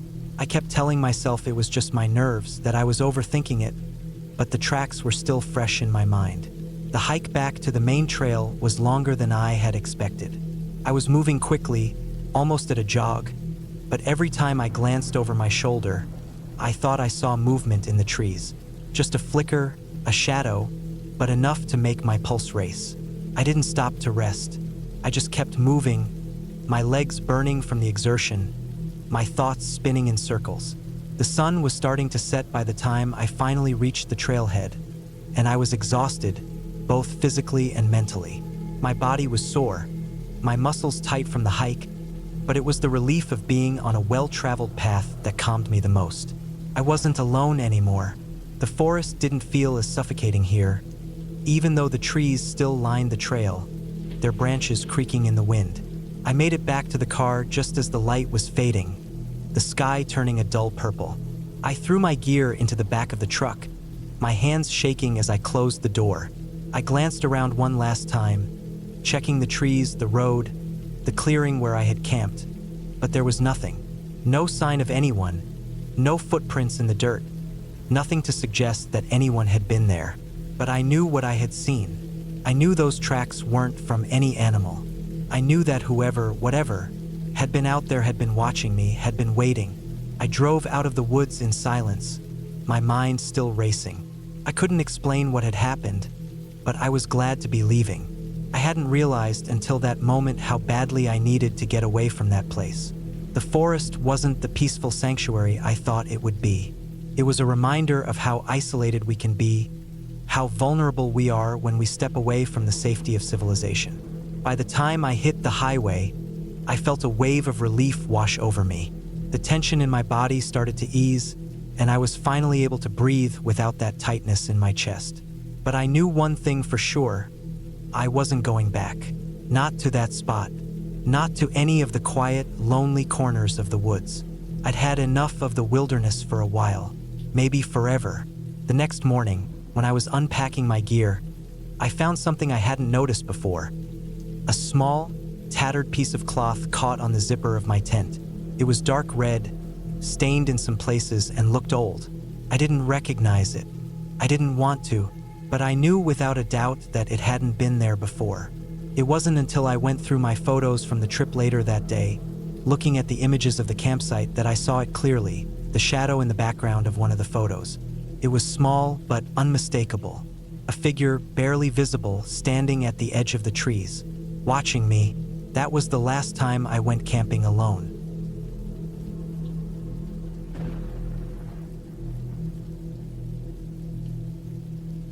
It was supposed to be a simple weekend getaway. Just me, the woods, and the sound of silence. That's what I was looking for. A little break from everything. No work, no distractions, just time to relax and recharge. I didn't expect anything to go wrong.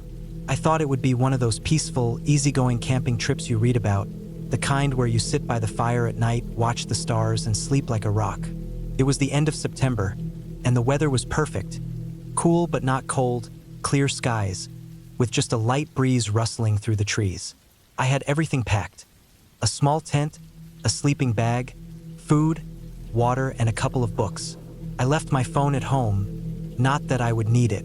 I was heading to a campsite deep in the Adirondacks, the kind of place where you don't see other people for miles. That was the appeal. I arrived in the afternoon, right as the sun started to dip behind the trees.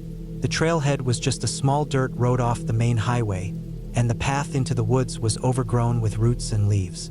The air was fresh with the scent of pine, and I felt like I had the world to myself.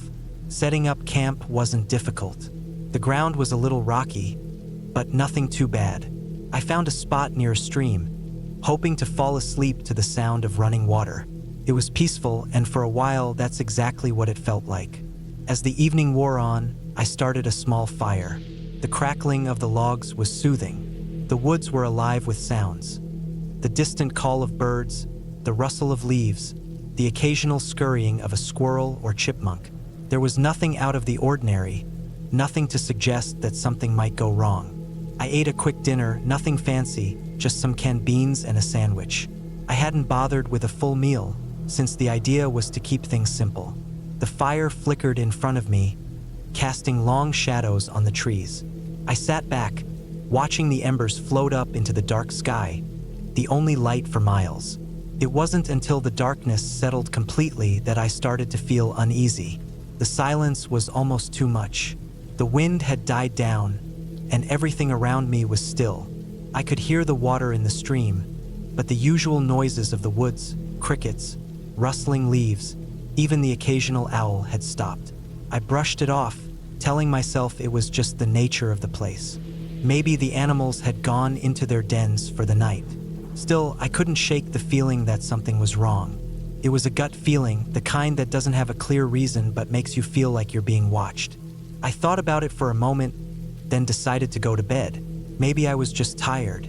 I climbed into my tent, zipped up the flap, and tried to get some rest. But the feeling didn't go away. It was like the air had thickened, and the usual comfort of being in nature felt off. I lay there, staring at the canvas ceiling of the tent, listening to the quiet. Around midnight, I woke up to a noise. It wasn't loud, but it was distinct. A crack, like a branch snapping underfoot. My heart rate picked up. I was about to dismiss it as an animal, maybe a deer or something, but it was too close, too controlled. No random animal would walk that near to my tent and snap a branch like that. I sat up, straining to hear. The sound didn't come again, but the feeling of being watched was stronger now. Couldn't ignore it. My instincts told me to get out of the tent, to see what was going on, but my body stayed frozen in place. There was nothing to be seen outside, just the blackness of the woods. The fire had long since died out, and now there was only the darkness. I stayed still, waiting for something, anything to happen. The air grew colder, and I shivered, wrapping my arms around myself. But no more sounds came, no movement, just silence. Eventually, I fell back to sleep, but it wasn't restful. Every little noise made me jump, my eyes snapping open in the dark, heart hammering in my chest. The next morning, I woke up exhausted. The sun had barely risen, and the sky was streaked with orange and pink. I stretched, trying to shake off the lingering discomfort from the night. Everything looked calm again. The woods were peaceful in the morning light, the stream babbling cheerfully. Still, the feeling from last night hadn't completely faded. I couldn't help but feel like I wasn't alone. I decided to get some breakfast and head out for a short hike. It felt good to get moving, to leave the campsite behind for a while. The trail was familiar, the kind of path you can walk easily without thinking too much. But the woods had a different feel now, like they were hiding something. The trees seemed thicker, the shadows deeper. It wasn't an overwhelming sensation, just the oddest feeling of being followed. I stopped at a small clearing, taking a deep breath to clear my head. But when I turned back to look at the trail I had just walked, something caught my eye. There, in the dirt, were fresh footprints. Large, heavy prints, deeper than anything an animal could leave. They were human, barefoot, wide, and uneven. I crouched down, examining the marks. They didn't look like they belonged to anyone who had come through recently. They were too erratic, as if the person had been stumbling. The prints led off the path, heading deeper into the forest. A chill ran down my spine, but I told myself it was nothing. Maybe someone else had been out here. I kept hiking, trying to push the thought from my mind, but the uneasy feeling never left. By the time I got back to camp, the sun was high in the sky. I sat down by the fire pit, trying to relax, but I couldn't shake the thought that something was wrong. I decided to pack up and leave. I hadn't planned on staying another night anyway, and the strange events of the previous night combined with the footprints had shaken me. But as I began to gather my things, I noticed something that stopped me cold. The tent, which had been perfectly set up when I arrived, now looked different. The flap was half open, and there were marks on the ground around it. Marks that looked like someone had been inside. I didn't want to believe it, but it was clear now. Someone had been in my tent. I grabbed my bag and rushed to the car. The whole time, I couldn't help but feel like I was being watched. The woods had gone quiet again, too quiet.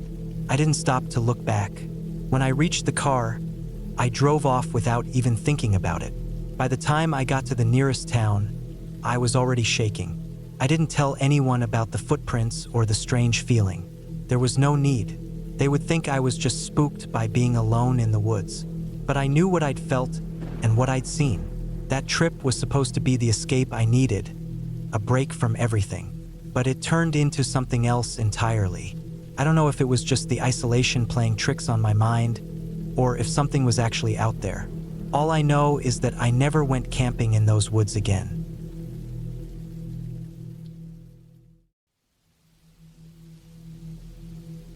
This didn't happen to me, but I know the story well enough that I might as well have been there. My parents have told it enough times over the years that every detail, every smell, every inch of that remote northern campsite has been etched into my mind like it's one of my own memories. It's one of those stories that starts off simple but lingers with you, the kind of thing that makes you rethink what alone in the wilderness really means. Back in the late summer of 1986, before I was born, my parents, Mark and Linda, were deep in northern Manitoba, way past any sort of road or regular access. They were in their early 30s at the time, both fit and experienced in backcountry canoeing. My dad had grown up fishing the rivers and lakes across the prairie provinces, and my mom had learned to love the outdoors after meeting him. They'd done several long trips together before, but this one was longer and more remote than any of the others. It was their version of a honeymoon. Even though they'd been married for 3 years already, they had driven 8 hours north from Winnipeg, then taken a float plane into a drop-off point near Clearwater Lake.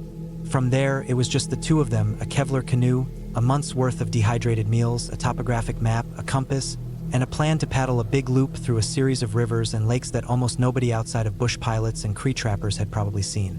By the time the story took place, they were nearly 2 weeks in. My mom kept a little journal, and from what she wrote, they were roughly 120 kilometers into the wilderness, having passed through 2 portages the previous day and making camp on a narrow, uneven strip of land beside a deep creek that connected 2 lakes, Little River and Grayson Lake. The campsite itself wasn't ideal. They had picked it mostly because the sun was going down, and the next portage was several kilometers of tough bushwhacking upstream. The ground sloped unevenly toward the water, and the tent was squeezed into a patch between some thick chokecherry bushes and the gnarled roots of an old birch tree. It was the only flat space around, and even that was stretching the definition of flat.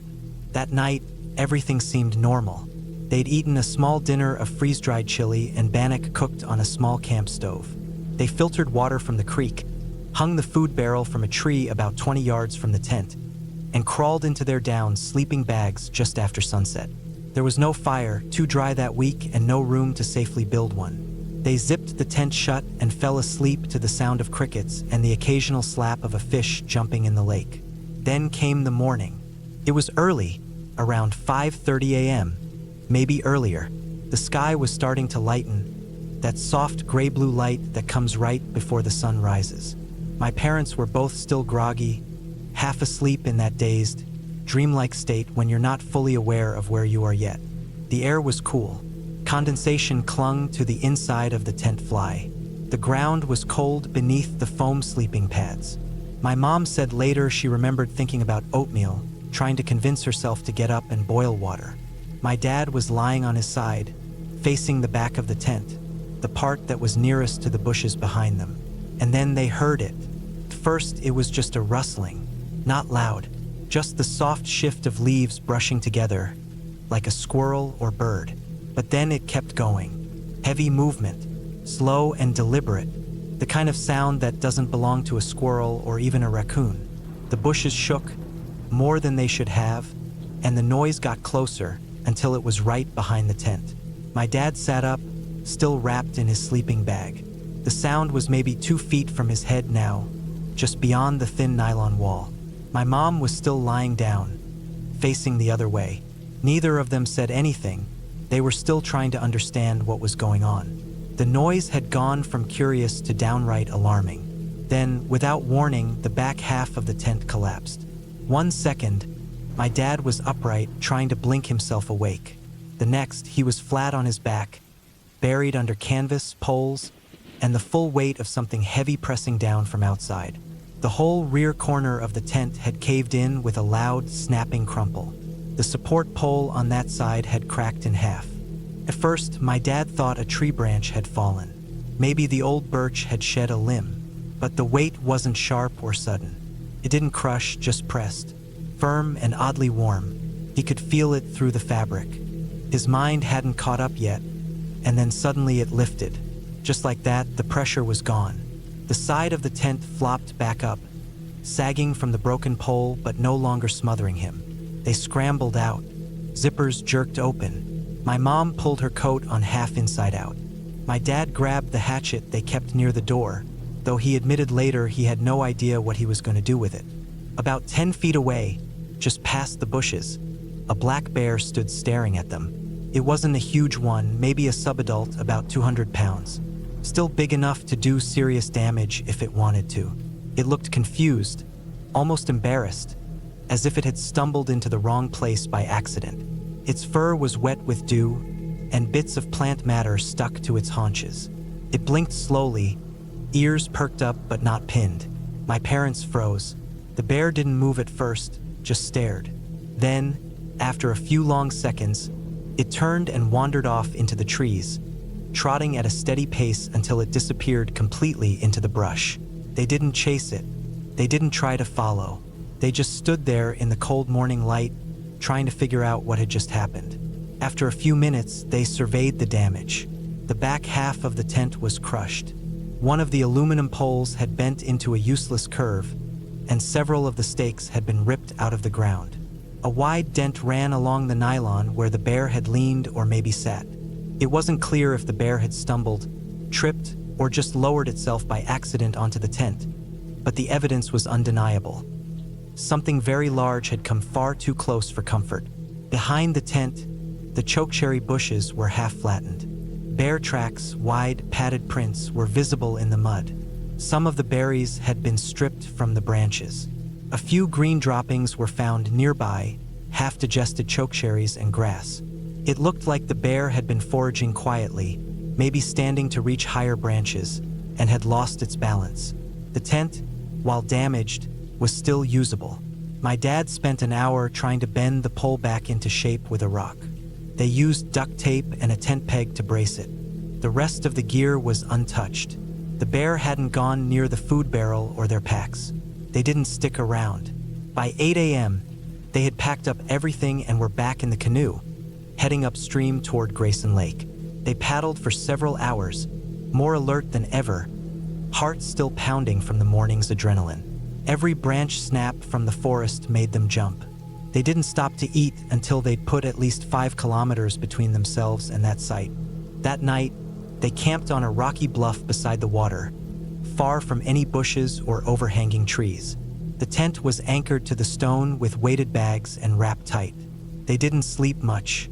The woods were alive with sounds, most of them harmless, but every one of them suspicious after what had happened. The rest of the trip went smoothly. No more wildlife encounters, no more collapsed tents. They completed their loop 3 weeks later and radioed the float plane for pickup at a prearranged rendezvous point. By the time they flew back to the launch station and drove south toward home, the story had already become something they couldn't wait to tell. To this day, my dad can truthfully say he's been sat on by a bear. It didn't maul him, didn't swipe or bite or charge. It just sort of sat, probably by mistake. But that's the kind of thing you don't forget. It's a reminder of just how close the wild really is when you leave the road behind. You think you're prepared, that you're the one out there observing nature. But sometimes nature turns around and stares back. Even now, they still go on trips. Less remote ones, maybe, and with better tents. My dad always double-checks where they pitch, and he never sets up too close to a berry bush again. The story gets a laugh at family dinners. People always think he's joking when he says he woke up to a bear sitting on him. But he's not. He can point to the scar on the tent. Still has it stored in the basement. A big dent in the fabric, stitched and patched, but never fully smoothed out. A quiet reminder that sometimes, in the early hours of a cold northern morning, a bear might just decide your tent looks like a good place to lean. And if you're lucky, that's all it does.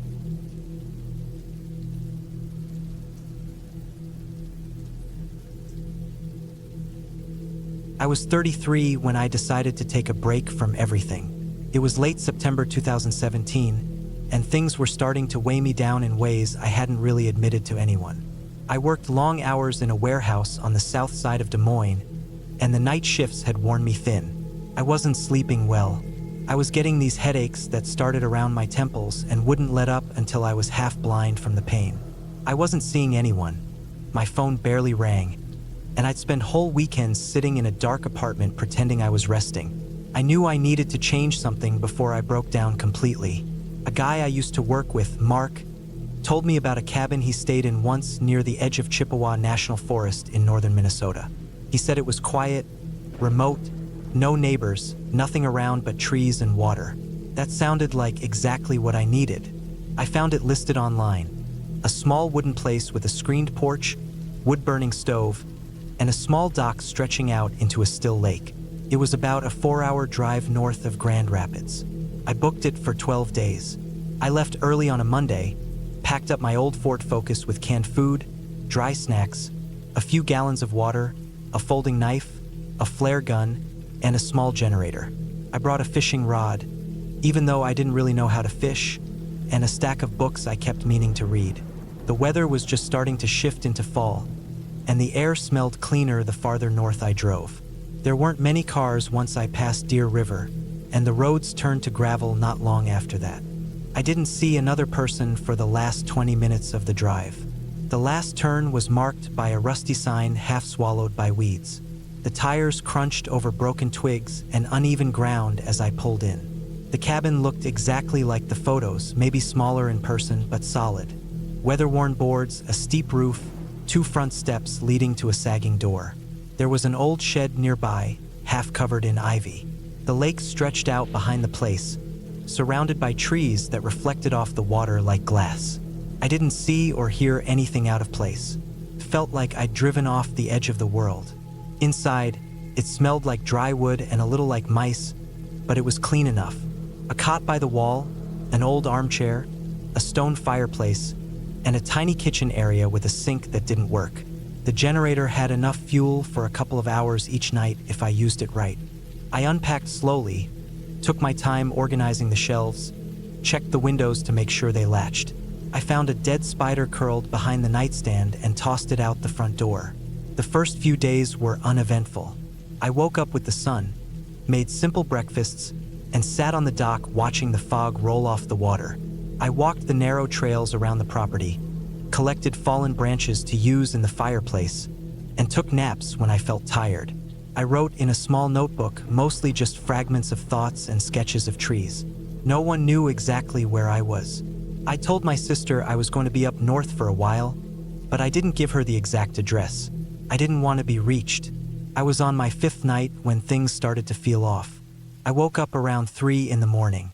I don't remember what pulled me out of sleep. Maybe a sound, maybe a dream, but I was suddenly wide awake, and the room was freezing. The fire had died down to embers, and I could see my breath. I got up to throw a few logs in, and as I did, I glanced out the front window. The moon was low and bright, and I could clearly see the trail that led from the road to the cabin. And right there, just at the edge where the trees started, I saw something strange. It wasn't a person, I didn't think it was, but there was a dark shape just standing there. It didn't move. I stood frozen with one hand on the wood stove handle, staring at it. It wasn't tall, maybe the height of a big dog, but too wide, too upright. I waited, thinking maybe it was a stump or a trick of the light. I stood there for over a minute, and then I blinked, and it was gone. I barely slept the rest of the night. The next morning, I went outside to check. The ground was soft with dew and leaves, but I didn't see any tracks. I walked the trail back toward the road slowly, looking for anything out of place. Nothing. Maybe it was just my mind playing tricks on me. I tried to shake it off, but over the next few nights, more things started happening. One morning, I woke up and found the porch screen hanging loose from one side. The nails looked like they'd been pulled, not rusted out. I fixed it with a rock and a thick stick since I didn't have tools. The night after that, I heard something knock against the back wall of the cabin. Not an animal scratch, a solid thud.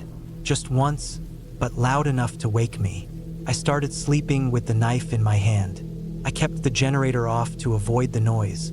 I spent more time inside. I stopped walking the trails.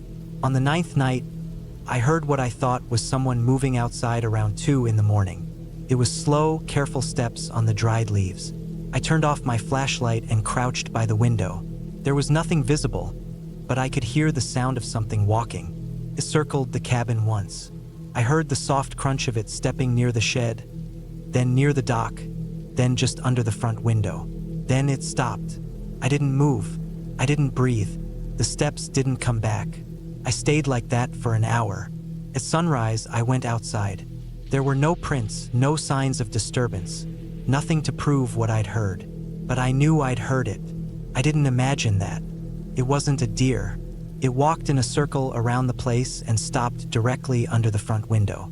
That day, I started packing. I had 3 nights left on my stay, but something in me snapped. I didn't care about the money anymore. I loaded up everything I could and kept the rest near the door. I kept the knife in my coat pocket and didn't let my back face the windows. I planned to leave first thing in the morning. I didn't want to drive in the dark. I thought maybe whoever or whatever it was might be less bold in daylight. That last night, I barely slept. I kept my coat and boots on. I kept the flashlight in my lap and the generator off. Around midnight, I heard movement again. This time, it was slower. I knew the rhythm now. It wasn't an animal's curiosity. It was deliberate. Whoever it was, they weren't trying to get in. They were just making their presence known. At around 2 in the morning, I heard something new. A scraping sound from behind the cabin. Not metal, not wood, more like something heavy being dragged across rock. It went on for nearly 5 minutes, then silence. I waited until first light. I threw the rest of my things into the trunk and didn't even check the back of the cabin. I just left. I drove fast down the gravel road and didn't stop until I hit pavement again. Once I got home, I didn't talk about what happened, not even to Mark. I didn't report anything. What would I say? That someone wandered the woods around my cabin and didn't actually do anything? That I saw a shape standing on a trail one night and heard footsteps outside? Took a long time to feel comfortable sleeping again. I moved apartments. I got a dog. I didn't take another solo trip after that. About 8 months later, I saw something on the local news. A brief story about a missing hiker found dead near Chippewa National Forest. They didn't give details, just said the man had gone off-grid and was discovered after months of searching. The photo they showed of the area was taken from a helicopter. I recognized the trees. I recognized the lake. It was maybe half a mile from that cabin. They never said how he died, just that he had succumbed to the elements. I knew better. The woods up there weren't empty. Someone was living out there. Someone who didn't want to be found, and who didn't want anyone else there either. I never went back. I've never even driven north since, and I'm glad I left when I did. I don't know what would have happened if I'd stayed just one more night.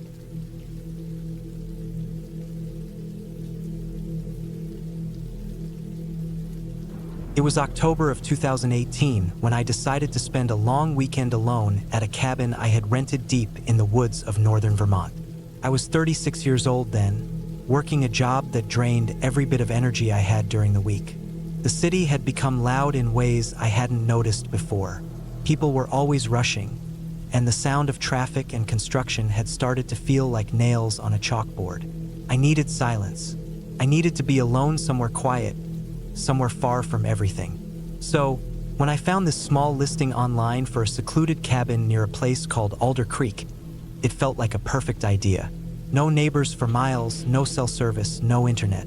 It was exactly what I wanted. The drive up took me nearly 6 hours. The last part of it was nothing but dirt road that twisted through thick trees.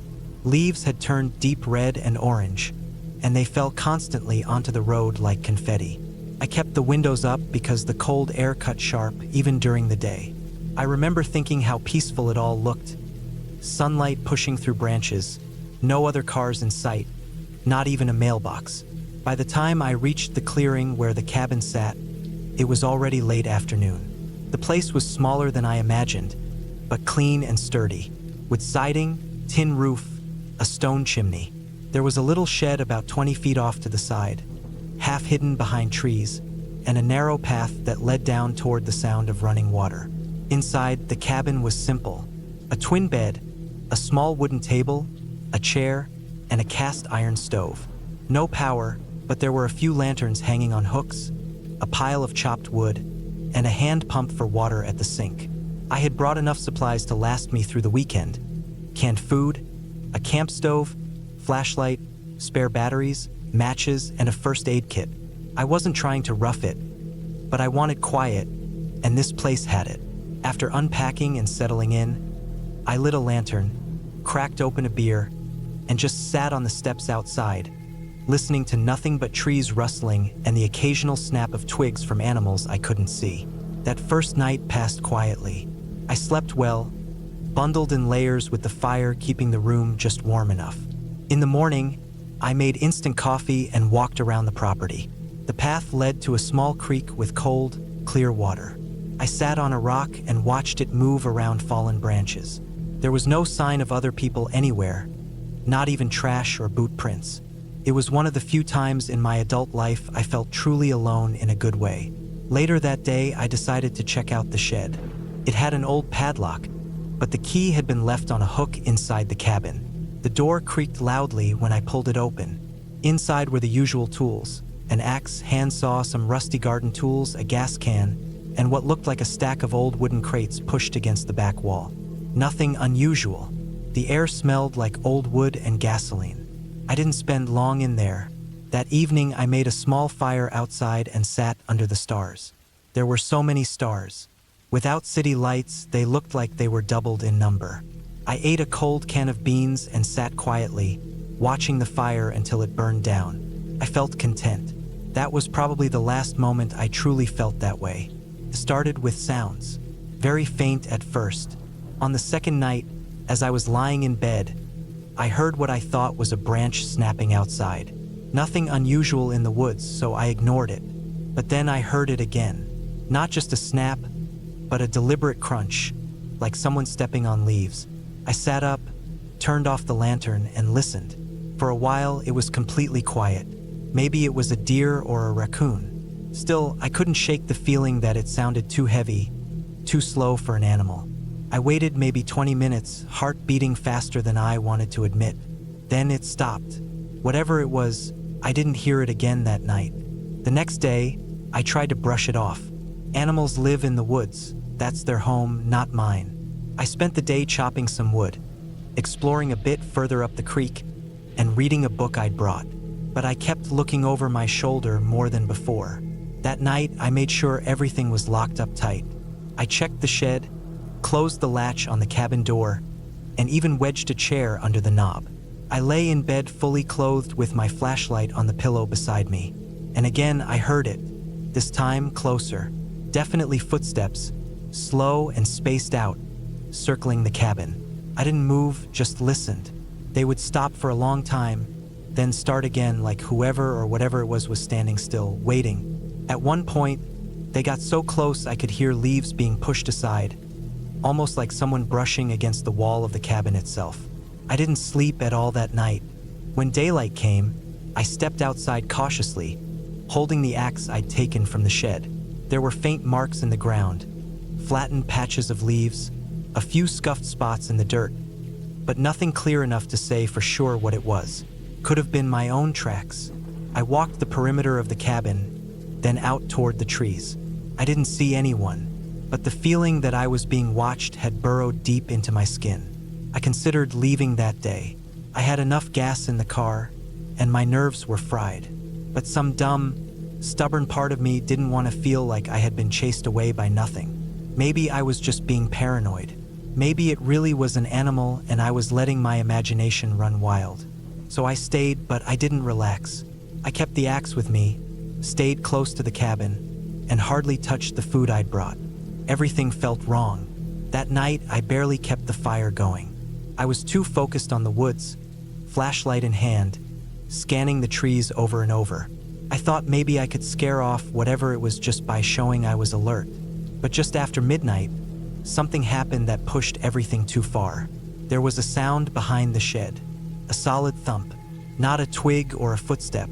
Something hit the side of it. I ran toward it without thinking, shining the light on the wall. Nothing.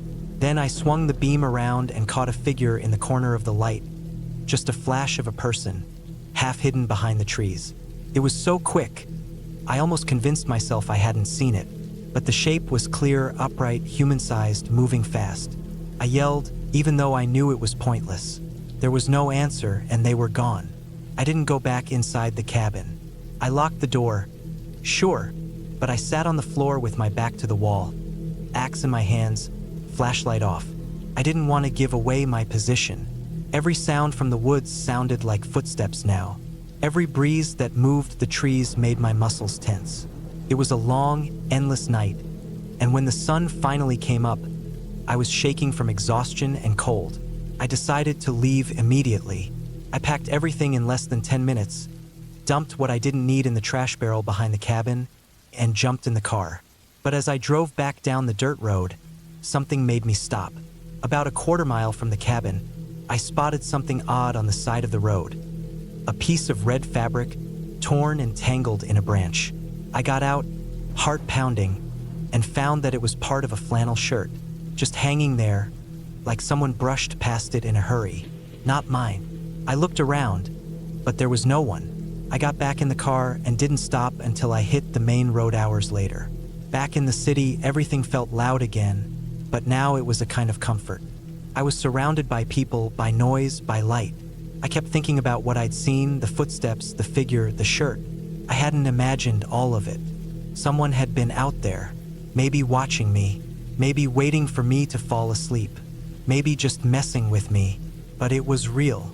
I filed a report with the local sheriff's office once I got home. I didn't expect them to find anything, and I doubt they even went up there. I never heard back. I haven't gone back to the woods since. I still take trips now and then, but never alone and never without cell service.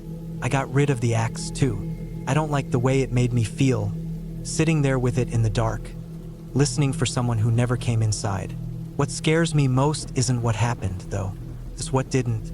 It's that whoever was out there never tried to break in, never spoke, never showed themselves fully. They didn't have to. They just let me know they were there. That was enough. That's what still keeps me up sometimes. Thinking about those woods, that shed, those footsteps, is how easily someone can become a part of your weekend without ever needing to say a word.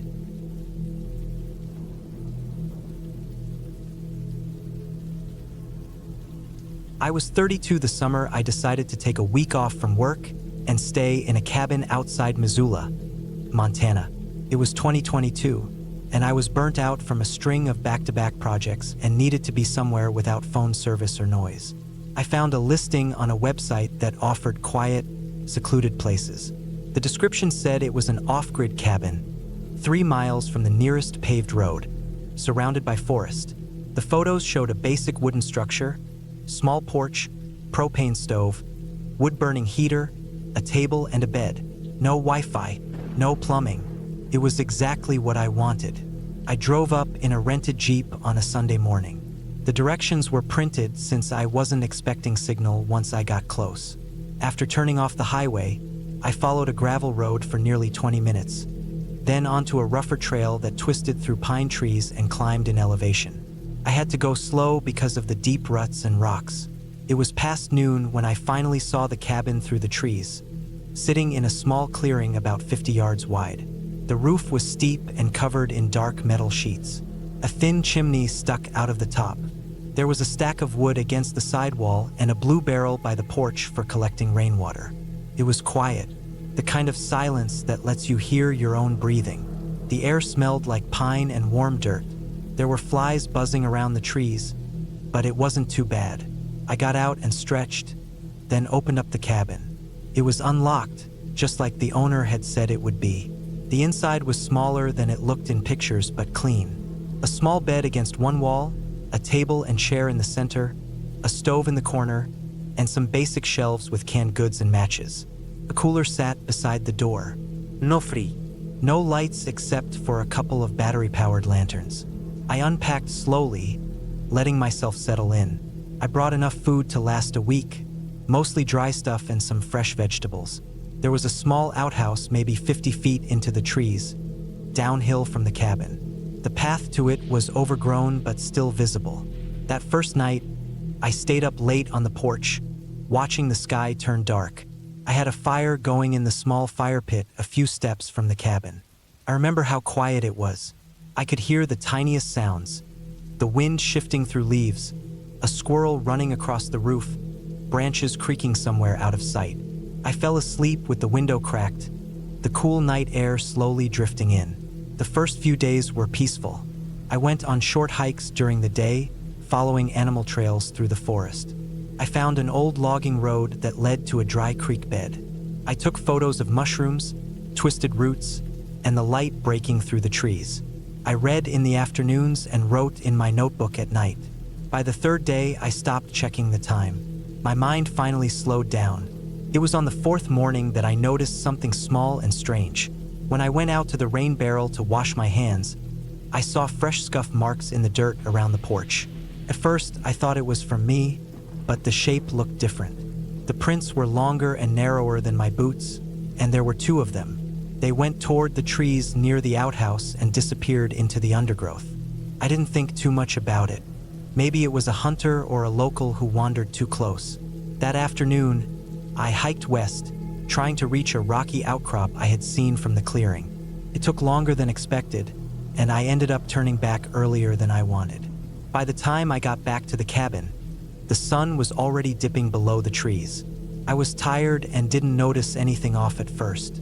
I cooked, wrote a bit, and went to sleep with the window still open a crack. The next morning, when I opened the door to get some water, I saw more prints in the dirt. A single line of them from the edge of the woods to the porch, then circling around the cabin. They were definitely not mine. They were spaced farther apart than a normal walk. No tire tracks, just those same long, narrow boot marks. I felt a chill in my chest, but I told myself again that it could be someone from town or another hiker who got curious. It was public land, after all. That night, I couldn't sleep as easily. I kept listening for footsteps or branches snapping. I had the lantern beside the bed, just in case. Around midnight, I finally dozed off. I woke up later to the sound of something tapping on the wall. Not loud, just a slow, steady tap. I froze. My heart started pounding immediately. I sat up and waited. The sound stopped. Then it started again, this time on the opposite side of the cabin, like someone was moving around. I didn't turn on the light. I just stayed still and listened. I couldn't see anything from the window. After a few minutes, the tapping stopped. I stayed awake the rest of the night, my ears tuned to every creak and sound in the woods. When morning came, I checked outside. More prints. This time, they went right up to the window. Whoever it was had stood there for a while. I saw the spot where the leaves were flattened near the glass. My stomach turned. I kept scanning the trees, but there was nothing. I considered leaving early, but something in me didn't want to panic. Maybe I was overreacting. Maybe it was a kid messing around. Still, I decided to stay inside more that day and kept the hatchet beside me. That night, I barred the door using a piece of firewood wedged under the handle. I shut the windows completely. I didn't light the fire. I wanted it to look like I wasn't there. I laid in the dark, holding the hatchet, watching the window. Around 2 a.m., I heard footsteps outside, slow and careful. They came from the direction of the outhouse, stopped for a long time, then circled to the back. I didn't move. I held my breath. Something brushed against the wall again, lightly. Then I heard the faint sound of metal, a tool maybe scraping wood. The noise stopped after maybe 10 minutes. I stayed still for another hour before falling asleep from exhaustion. When the sun came up, I got up and checked the cabin again. The back corner had a fresh scrape in the wood near the bottom, deep, as if something sharp had been dragged across it. I packed my gear in 15 minutes. I was done. I didn't see anyone on my way back to the Jeep. I kept looking over my shoulder. At one point, I thought I heard someone breathing behind a tree, but it could have been the wind. I got into the Jeep and started the engine without even checking my map. I followed the trail back to the gravel road and drove until I had cell service. When I stopped at a diner outside town, I sat there for 20 minutes before going inside. My hands were still shaking a little. I didn't call the police. I didn't tell anyone except my brother when I got home. He laughed, said I'd scared myself in the woods. But I know what I heard. I know someone was out there. Someone who never said a word, never knocked, never left a note. Just walked through the forest, night after night, getting closer and closer. I didn't go back to the woods after that. I canceled another cabin trip I had booked later that year. Even now, years later, I think about that tapping, about the footprints, about how someone could live out there, just beyond the edge of silence, watching. What still bothers me most is the realization that they never tried to get in. Not really. They could have. The door was thin, the window easy to break. But they didn't. They just wanted to let me know they were there. Every night. Closer. The scariest part wasn't what they did. It was what they didn't do.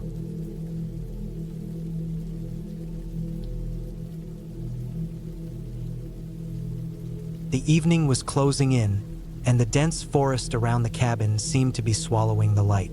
I had been planning this trip for months.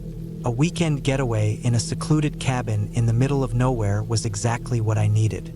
I was exhausted from work and city life, and this was my chance to unplug, to breathe, to reset. The thought of spending a couple of days alone in a cozy cabin surrounded by trees was something I looked forward to more than I could put into words. The cabin was nestled on a small hill, accessible only by a rough, dirt road that led deep into the woods. The kind of place you'd see in old movies about escaping from the world. The place was small but charming, built with old logs, the kind that creaked in a way that made you feel like it was alive. I loved it immediately. It was a bit chilly when I arrived, but nothing too bad. The cabin had a small porch with a rocking chair and a few flower pots hanging by the door, a couple of them looking a little worn but still full of life. The forest surrounding the cabin was dense, the trees stretching tall into the sky, and a silence that felt heavy, like the woods were keeping secrets. I unloaded my car and carried everything inside. I had packed only what I needed: clothes, some food, and a few books to read. The place felt welcoming, with the scent of pine wood and something earthy filling the air. I set my bags down, grabbed a drink, and went out to the porch to sit and relax. I wanted to enjoy the solitude, the peace, the sounds of nature. But there was something about the stillness that felt a little off, like the forest was watching me, waiting. The sun started to dip below the horizon, casting long shadows across the ground. The warmth of the day faded quickly, replaced by the coolness of evening. I decided to start a fire in the small stone fireplace inside, knowing the temperature would drop even more once night settled in.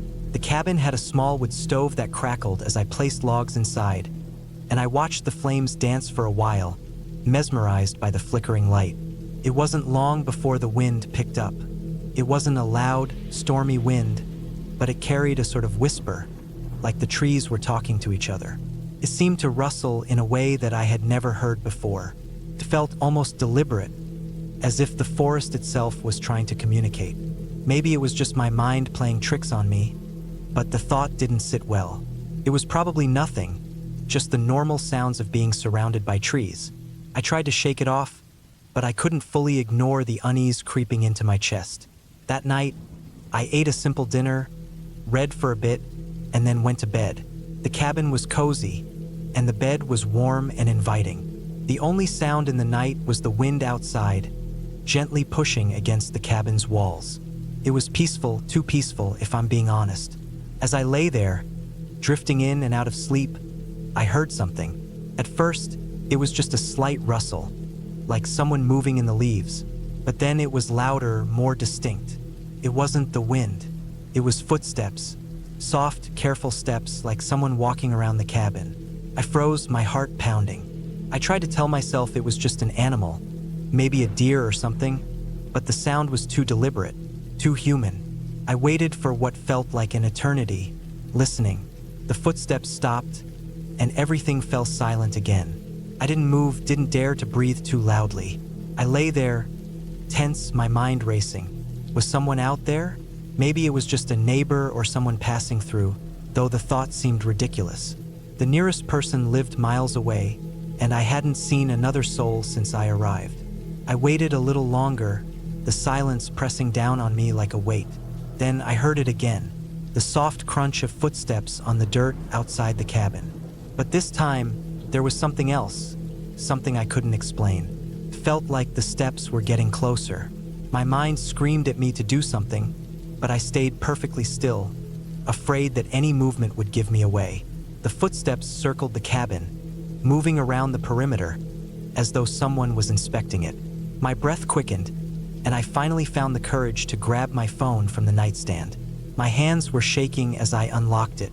The signal was weak, but there was enough to send a quick message to a friend. I didn't explain much, just said someone was outside the cabin and I didn't know what to do. I didn't get a reply right away, and I didn't expect one. It was late and I was alone. I sat there, listening to the footsteps that continued to move around the cabin. And then the most unsettling thing happened. The footsteps stopped, and I heard something else. Tapping. It was soft at first, then louder. It sounded like someone tapping on the window. I dared not look. I stayed as still as possible, barely breathing, hoping that whoever was out there wouldn't notice that I was awake. Minutes passed, but it felt like hours.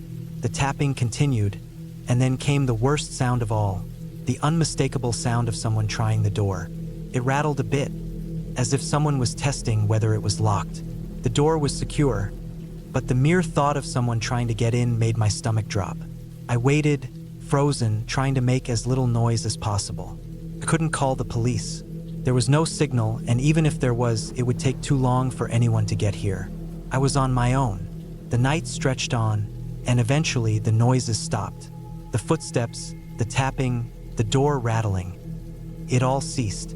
I didn't know how long I lay there, but when the silence returned, it was almost worse than the noises had been. At least when there was sound, I knew something was happening, but now, it felt like something was waiting, just out of sight.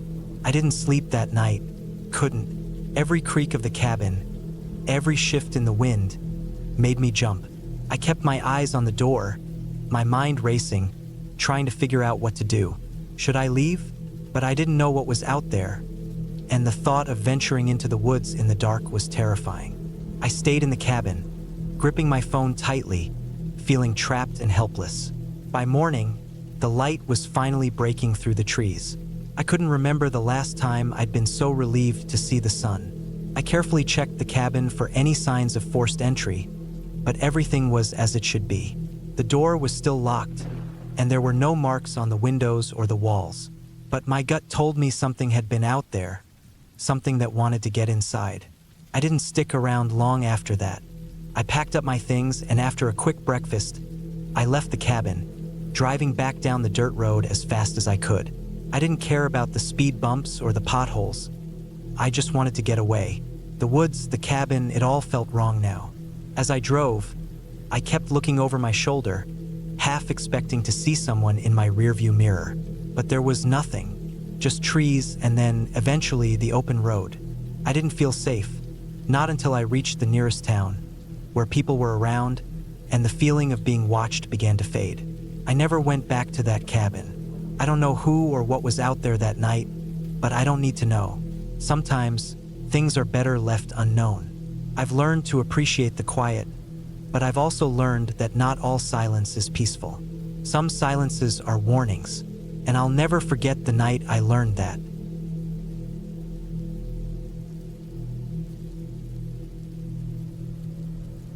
I had been meaning to take a solo camping trip for a while.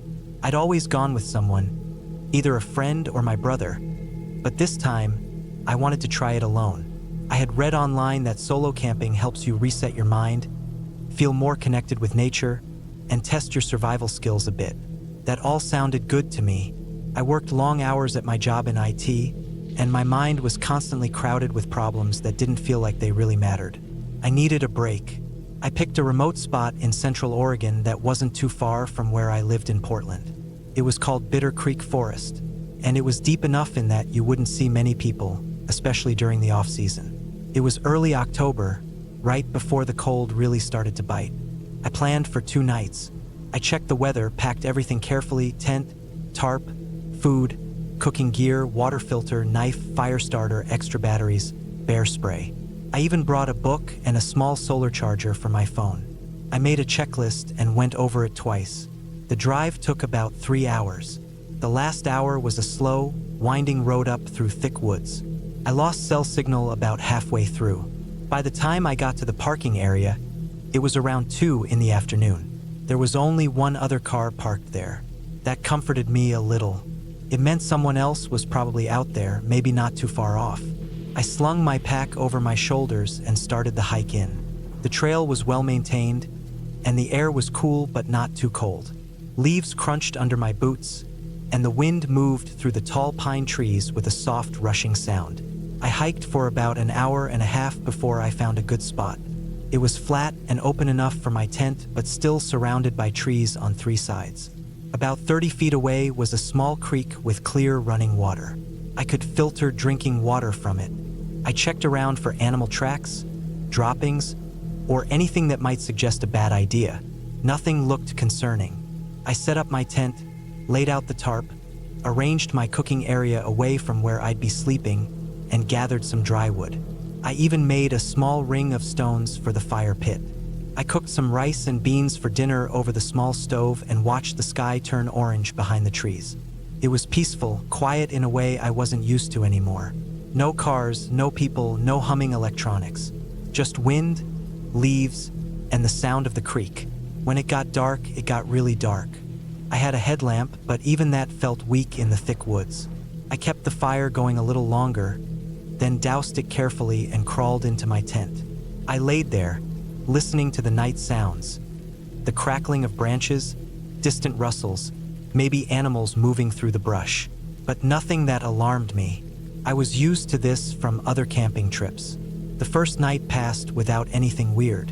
I woke up a few times, mostly from cold or the usual awkwardness of sleeping on the ground, but nothing strange. I got up early, made coffee, filtered water, and walked around the area a bit. I didn't see any signs of other people, no campsites nearby, no trash, no distant voices or fires the night before. I was probably alone out here.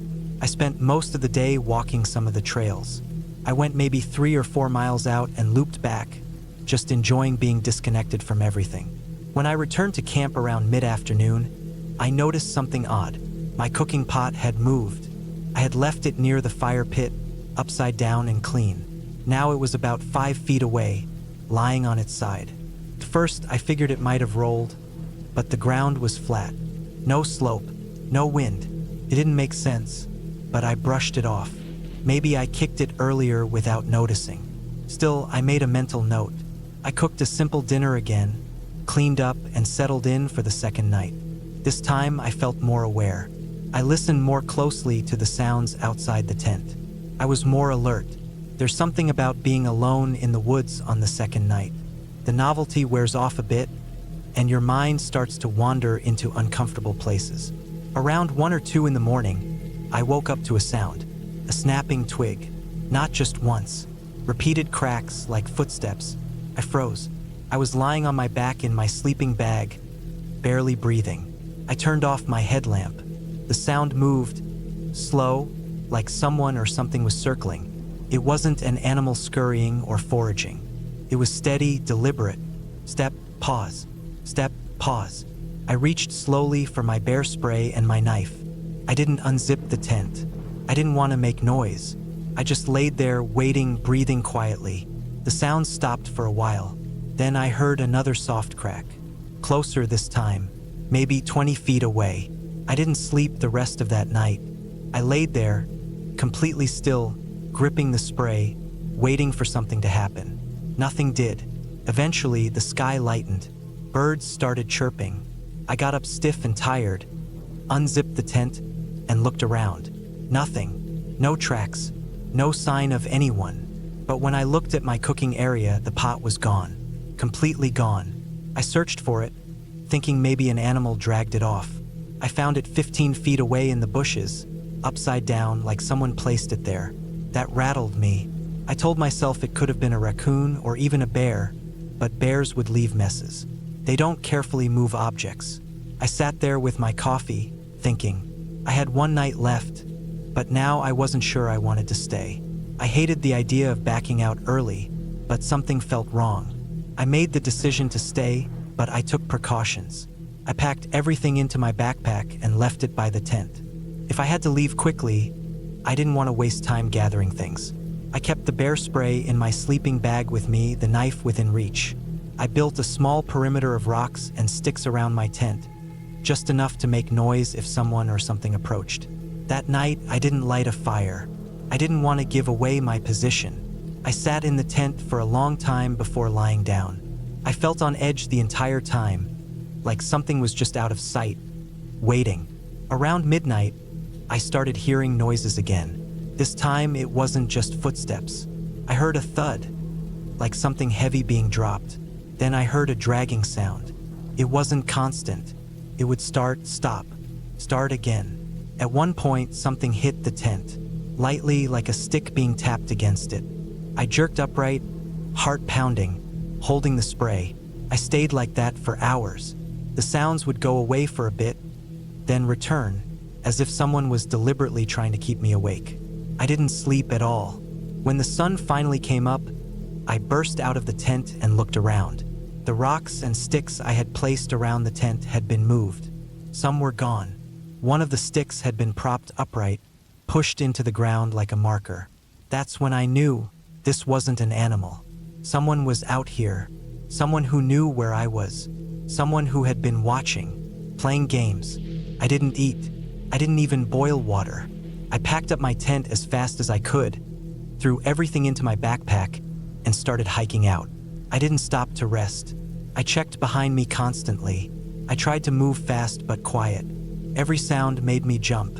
A branch snapped. Was it just a deer, or was I being followed? It took me nearly 2 hours to get back to the parking lot. When I saw my car, I almost cried from relief. But when I got closer, my stomach dropped. The back of my car was open, not just unlocked, open. The hatch door was up. I had locked it, I was sure. My emergency supplies were still there, jumper cables, extra water, flares.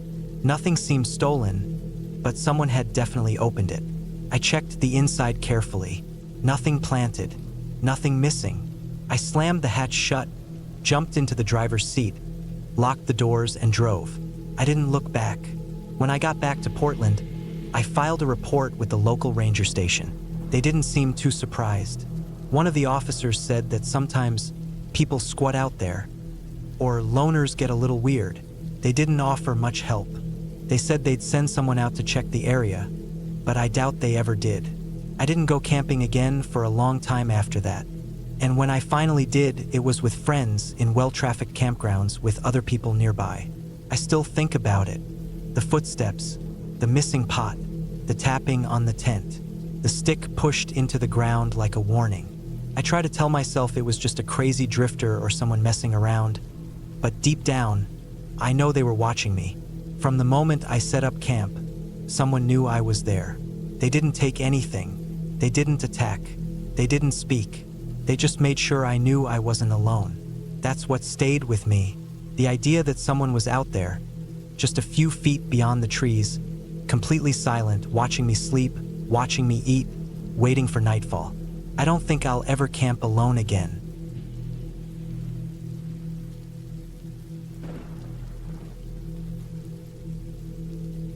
The sun had just set, leaving behind the last streaks of orange across the sky. I sat by the edge of the campfire, the crackling of the wood the only sound breaking the night's silence. It had been a quiet afternoon, the kind of calm I was hoping for when I decided to take this solo camping trip. There was something therapeutic about being away from everything. Away from work, away from people, and away from the usual noise of life. This was the first time in a while I could just breathe, stretch out my thoughts, and let everything fade into the background. I had set up camp near a small, remote lake. The path leading to it had been long, and the trail was almost overgrown, as if nature had been trying to reclaim it. But that made it perfect for someone like me, who was seeking solitude. I hadn't seen a single person since the trailhead, and the only sounds around me were the rustling leaves and the occasional bird call. The lake, reflecting the deepening blue sky, seemed so serene. It was just me, my tent, and the crackling fire. As I poked the fire with a stick, the orange embers burst up into the night air, creating tiny sparks that scattered briefly before fading into the darkness. I tossed a few more logs on the fire, the smell of burning wood mixing with the fresh scent of pine. Everything felt right, peaceful. I wrapped myself in my jacket and leaned back against the log I had been sitting on, letting the warmth from the fire seep into my skin. There were no plans, no rush, just me and the wilderness. The wind picked up a bit, rustling the trees around me. I shivered slightly as the temperature dropped, but I wasn't worried. I had brought a heavy sleeping bag, and the fire would keep me warm enough for the night. As I stared at the flames, I found myself growing drowsy. It had been a long day of hiking, and despite the fact that I was alone in this vast stretch of forest, I didn't feel afraid. I was used to being out in the wilderness. This was my third solo camping trip, and nothing had ever gone wrong before. The worst thing I had experienced was a raccoon stealing my food. But as the minutes passed, something about the quietness of this place started to feel a little off. It was subtle at first, like a low hum in the back of my mind. There were no more animal sounds, no distant calls from birds or the occasional rustle of small creatures in the underbrush. It was as though the world around me had held its breath, waiting for something. I shook my head, dismissing the thought. It was just my mind playing tricks on me. The solitude was starting to get to me, that was all. I had a habit of overthinking when I was alone too long. But then, as I stared at the fire, I heard something that made my blood run cold. A twig snapped, somewhere just beyond the light of my campfire. My heart skipped a beat. I sat up straight, my eyes scanning the darkness around me. The wind had stopped completely, and everything was still. Too still. It was probably just an animal. There were plenty of small creatures in the woods, and the forest was full of life, even if I couldn't see it. Still, the snap of the twig had been too loud, too distinct. I tried to push the thought from my mind and focus on the fire, but my ears strained for any other sounds. Nothing came, just the steady, rhythmic crackling of the fire. Minutes passed. The fire continued to burn, and the woods stayed quiet. I took a deep breath, trying to convince myself it was nothing. Maybe a deer or a raccoon had wandered too close. I'd heard strange sounds like that before on camping trips, and they were always easily explained away. But then I heard it again, a faint rustling, followed by another sharp snap of a twig. This time it was closer, much closer. I froze, my blood running cold. My mind raced, running through possibilities. I knew there were bears in these woods, but they weren't usually this close to camp. I had hung my food in a tree, well away from the tent, just in case. Still, the idea of a bear wandering nearby made my skin crawl. The sound came again, and this time it was unmistakable. A soft shuffle, like footsteps. Someone, or something, was moving through the forest near my camp. I could feel the hair on the back of my neck stand up as my heart pounded in my chest. Whoever or whatever was out there, I wasn't alone. I grabbed my flashlight, my hands shaking as I clicked it on. The beam of light cut through the dark, revealing the forest around me, but nothing stood out. The trees, the underbrush, everything seemed normal. I could hear the faint sound of my own breathing as I scanned the area. But there was no one there, no animal, no figure, just the dark, silent trees. I slowly stood up, keeping my eyes fixed on the shadows just beyond the light. My body felt tense, my muscles tight as I clutched the flashlight in one hand, a heavy stick in the other. I wasn't sure what I was expecting to find, but I wasn't taking any chances. Whatever had been out there, I wasn't going to be caught off guard. Minutes ticked by, and I stood motionless by the fire, the light of the flames flickering across the trees. My mind was racing, trying to make sense of what I'd heard. Maybe it was just a deer. Maybe it was just the wind again, playing tricks on me. I wasn't sure. But then, I heard the footsteps again. This time, they were clearer, closer. Whoever or whatever was out there was moving toward me. The sound was deliberate, too precise to be an animal. I could hear it moving through the brush, the faint rustle of leaves and the soft snap of twigs underfoot. I spun around, my flashlight casting erratic beams across the forest, but I saw nothing. There was nothing there, nothing I could point to. My heart pounded in my chest as panic began to settle in. I tried to steady my breath, telling myself it was nothing, that it was just the wind or some other natural explanation. But something deep inside me told me that wasn't the case. The footsteps stopped. For a moment, there was nothing, just the eerie silence of the night. My breath came out in shallow gasps as I stood frozen, unsure of what to do next. I kept the light trained on the trees, my eyes scanning the shadows. I had no idea who or what was out there, but I knew I couldn't stay where I was. The unease that had been creeping up on me all night was now a heavy weight in my stomach. It wasn't just a bear. It wasn't just an animal. This felt different. I took a slow step back toward my tent, my eyes never leaving the darkness beyond the fire. Every rustle, every shift in the wind made me jump. I wasn't sure if I was imagining things, but the feeling of being watched, of being hunted, was suffocating. I wasn't alone out here. That much was clear. Then, out of the corner of my eye, I saw something, a shadow moving between the trees, just beyond the range of my flashlight. My breath caught in my throat. The shadow was tall, slender, and moving with purpose. It wasn't just a trick of the light. It was real. I couldn't make out any details, just the outline of a figure slipping between the trees. My heart hammered in my chest as I quickly ducked down behind a large boulder near the fire. I had no idea what it was, but it was too big, too deliberate to be some random animal. The silence stretched on, but the feeling of being watched didn't leave. It grew stronger, more oppressive. Whoever or whatever it was still out there, just out of sight, waiting. I tried to calm myself, to think. Should I leave? Should I pack up and hike back to the trailhead, where I might be able to find help? The thought of running in the dark, of stumbling through the woods, made my stomach churn. But staying wasn't an option either.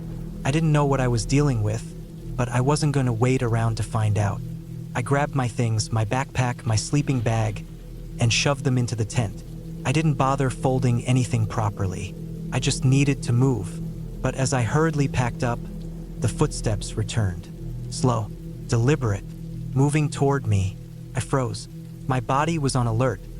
Every muscle tensed as I waited for the next sound. My heart pounded so loud in my ears, I was sure it would give me away. The footsteps stopped. There was no sound now, just the quiet hum of the night. Then the voice came. It was faint, barely a whisper carried on the wind. "You shouldn't be here." I didn't know what to do. I couldn't see anyone, but I knew they were close, too close. I backed away from the voice, my hands shaking. My body screamed at me to run, but my legs wouldn't cooperate. The words echoed in my head. I was alone, but I wasn't alone. I took a deep breath and sprinted. I didn't know where I was going, but I needed to get away. I wasn't sure how far I ran, how long I stumbled through the trees, until I finally broke into the open. My eyes blurred with tears as I gasped for breath, my body shaking from the rush of adrenaline. I didn't stop until I reached the trailhead. The familiar sign of the path back to civilization was a relief, but I didn't look back. Not once. The next day, I went back to the site with a park ranger. My camp was untouched, the fire long gone cold. There were no signs of anything out of the ordinary. No footprints, no broken branches.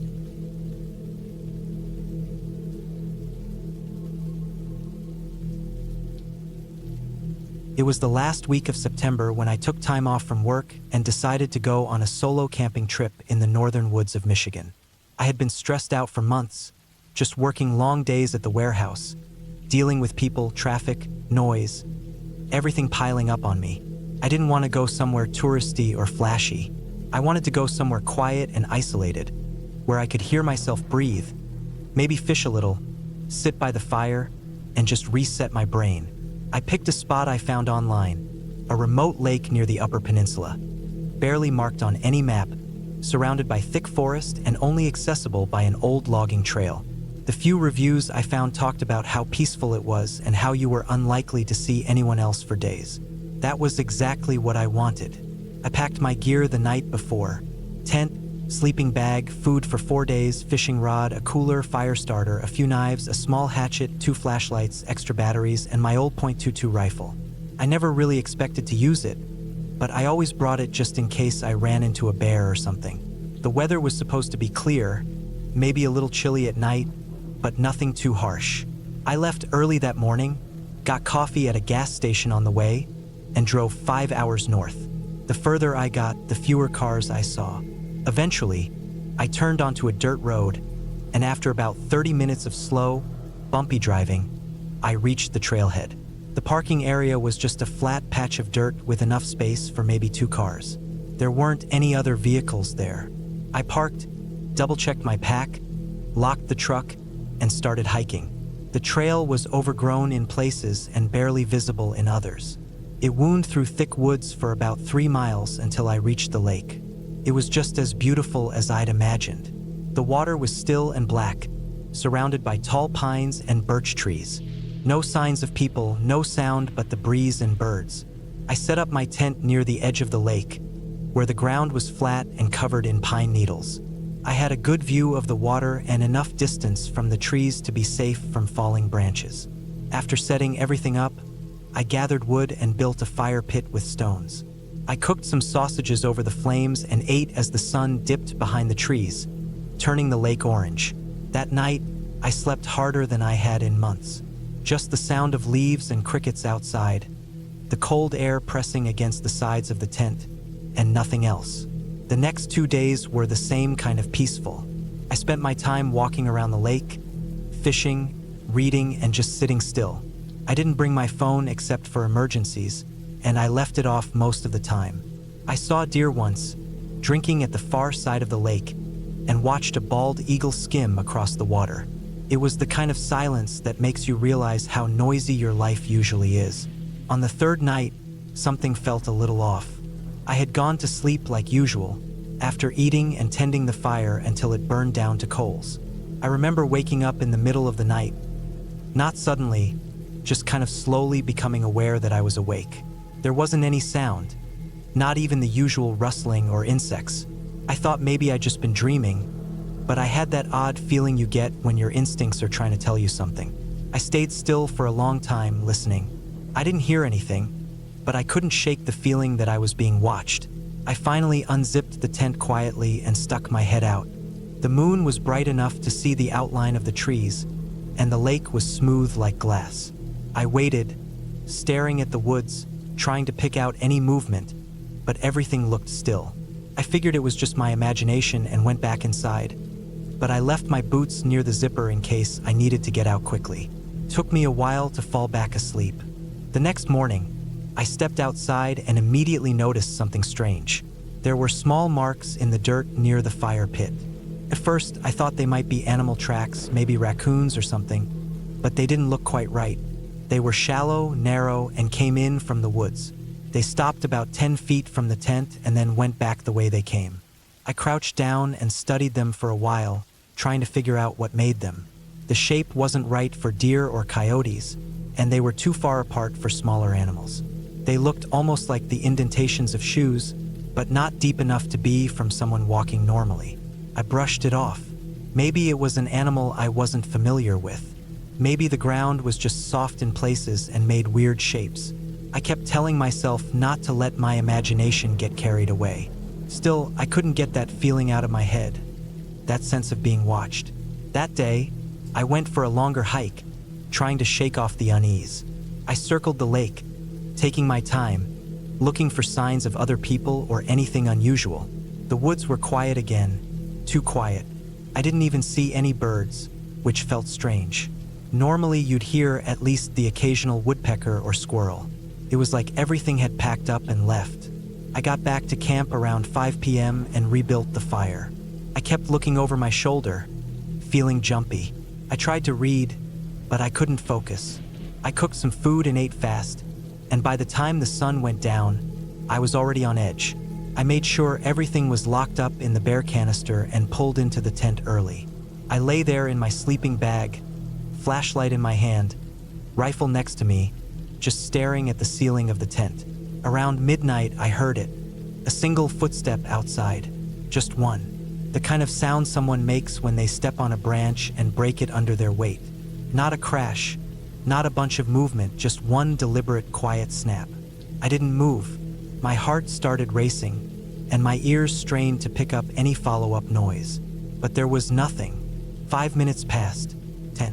Then I heard a faint shuffle, like something brushing against the edge of the tent, down near my feet. I didn't even breathe. My flashlight was still in my hand, but I didn't turn it on. I didn't want to give away my position. My other hand was slowly moving toward the rifle. I wrapped my fingers around it and waited. Every muscle in my body was locked. Another few minutes passed. Then silence again. I stayed like that for at least an hour, barely blinking. I don't think I slept at all. Eventually, the sky started to lighten outside, and I felt safe enough to move. I unzipped the tent slowly and crawled out. What I saw made my stomach drop. There were boot prints all around my tent. Human boot prints. They circled the whole thing. Some passed close by the fire pit, others led toward the woods. There were at least a dozen different impressions in the pine needles and dirt, and they weren't mine. I checked. My boots were still inside the tent, dry and clean. I hadn't walked around that night. I stood there for a long time, staring at the prints. Then I walked toward the trees, trying to follow them. They led about 20 feet into the woods and then just vanished. The pine needles made it hard to track, and I couldn't tell where the person had come from or gone. But someone had definitely been there, watching me. I packed up my gear as fast as I could. I didn't eat. I didn't even bother folding the tent properly. Just jammed everything into my pack. I kept the rifle in my hands the whole time. When I was ready, I started hiking back down the trail, checking over my shoulder every few minutes. The woods were still too quiet. No wind, no birds, nothing. About halfway back to my truck, I noticed something else. A broken tree branch hanging low over the trail, about chest height. That hadn't been there before. It looked like it had been snapped intentionally and bent across the path. I stepped over it and kept moving. Another 100 yards down, I saw a pile of small rocks stacked in the middle of the trail. That hadn't been there either. Someone was following me, or maybe they'd been ahead of me. I picked up the pace, trying not to run but moving fast. I gripped the rifle tighter, constantly scanning the trees. The last half mile felt like it took an hour. When I finally saw my truck through the trees, I almost broke into a sprint. The truck was untouched. I got in, locked the doors immediately, and started the engine. I didn't look back. I just drove. The tires skidded a little on the dirt as I pulled out, and I didn't slow down until I was back on the main road. It took me a few hours to fully calm down. I stopped at a diner about 50 miles south and sat there with a cup of coffee, trying to make sense of everything. The prints, the noise, the rearranged trail. None of it made sense unless someone had been out there, watching me, messing with me. But why? There was nothing valuable in my camp. No one had taken anything. They could have hurt me, but they didn't. They just watched. When I got home, I didn't unpack right away. I left everything in the garage and sat in the living room with the curtains closed. For days, I kept thinking about those boot prints and the sound of that single footstep outside my tent. I checked local news for anything about missing people or strange reports near that lake, but there was nothing. I didn't report it to the police. What would I even say? I haven't gone camping alone since. I still think about it sometimes, about how far away that place was, how quiet it was, how whoever was out there knew I was alone. I think that's what gets me the most. They knew I was by myself. They knew exactly where I was.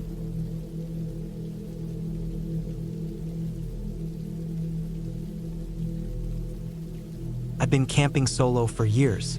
It started when I was about 22, right after I left my job at a car dealership back home in Michigan. I'd grown sick of customer complaints, fake smiles, and the way the air always smelled like burnt coffee and rubber in that place. One night, I just packed my hiking gear, threw my tent and some canned food into the back of my car, and drove west. I never really stopped doing that. By the time I turned 34, I'd been to dozens of national parks and forests. I always liked going where most people didn't. I didn't need Wi-Fi, cell reception, or company. What I wanted was trees, sky, dirt, and silence. This trip was supposed to be just like the others. Peaceful, quiet, no drama. I'd picked the Idaho Panhandle National Forests this time. I'd been there twice before, but not deep into the more isolated northern stretch past Bonner's Ferry. That was unfamiliar ground.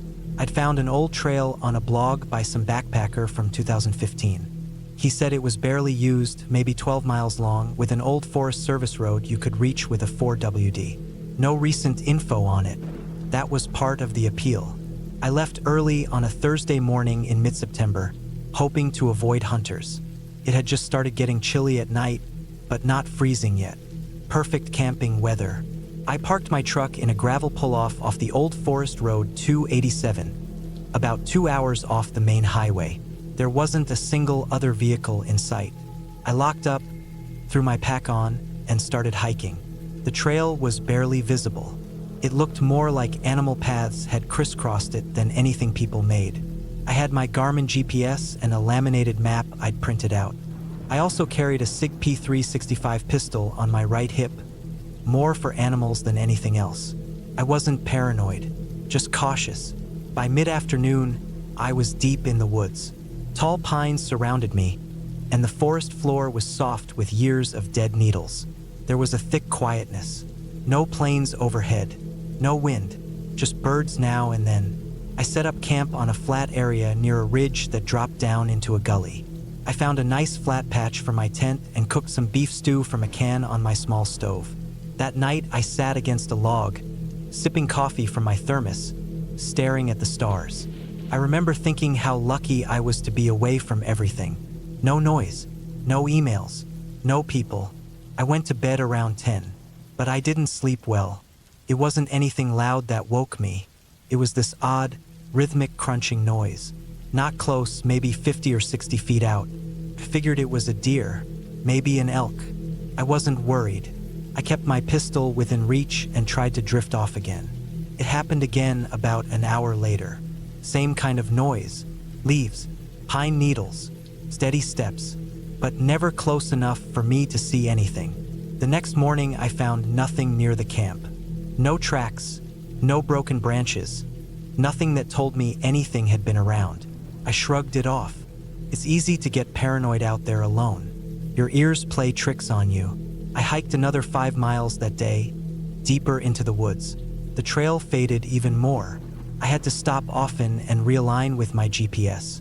Around 4 p.m., I came across an old fire ring made of stones, probably from years ago. There were rusted cantabs and some charred bits of metal nearby. I decided to camp there for the night. That second night was colder.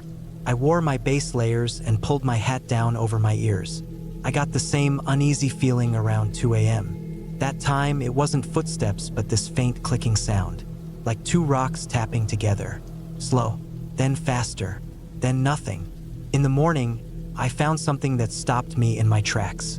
There were prints, boot prints, about 50 feet downhill from my tent. Faint but clear enough to tell they weren't mine.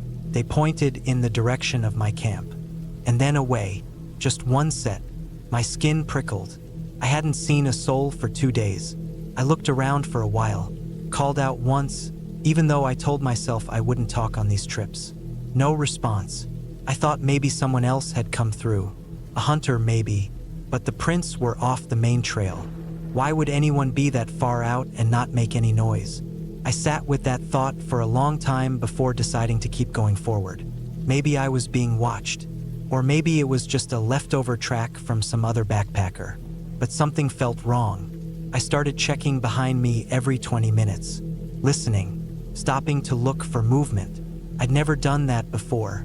By the third day, I was barely eating. My stomach was always tight, like it was expecting a punch. Around noon that day, I crossed a narrow stream and came to a steep slope. The trees were thinner here, and you could see down into the valley. That's when I noticed movement, just a flash of something dark between the trees across the ravine. Could have been a bear, or maybe just a trick of the light. But then I saw it again. A figure, upright, still, not moving like an animal, just standing. I ducked behind a fallen tree and watched. Whoever it was stood there for a solid minute before vanishing behind a tree.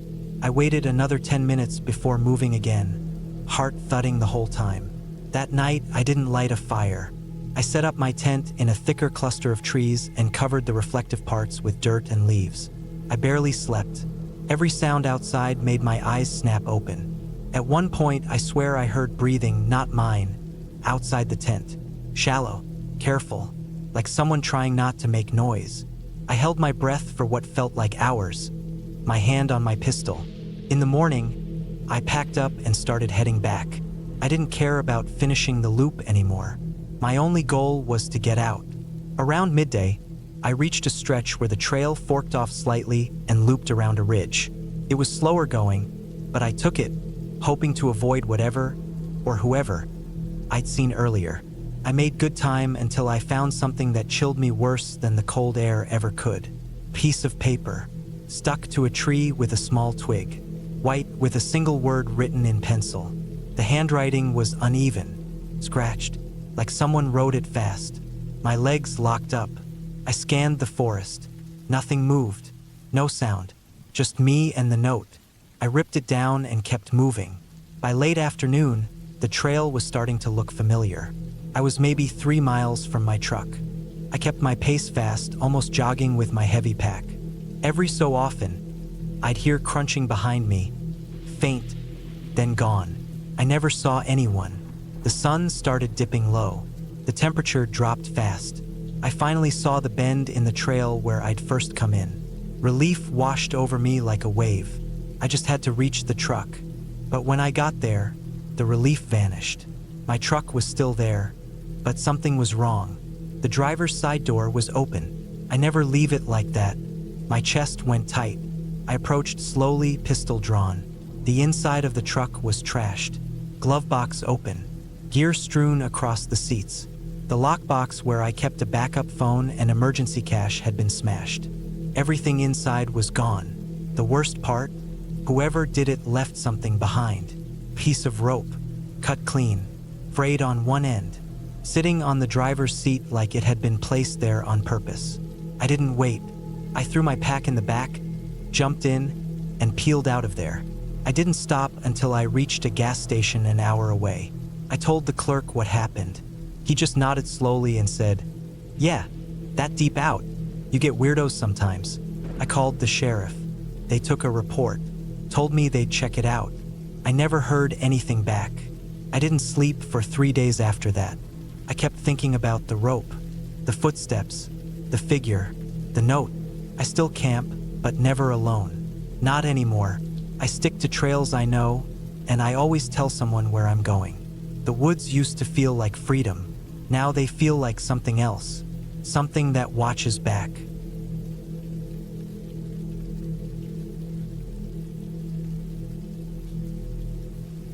I was 34 years old when I decided to hike and camp solo for the first time.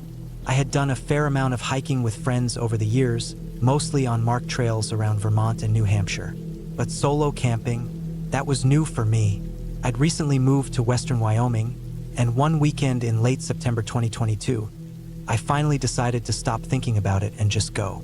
I'd been looking at Jackson Lake on a map for a while, especially the area north of it, where the hills start to roll into more isolated ridges.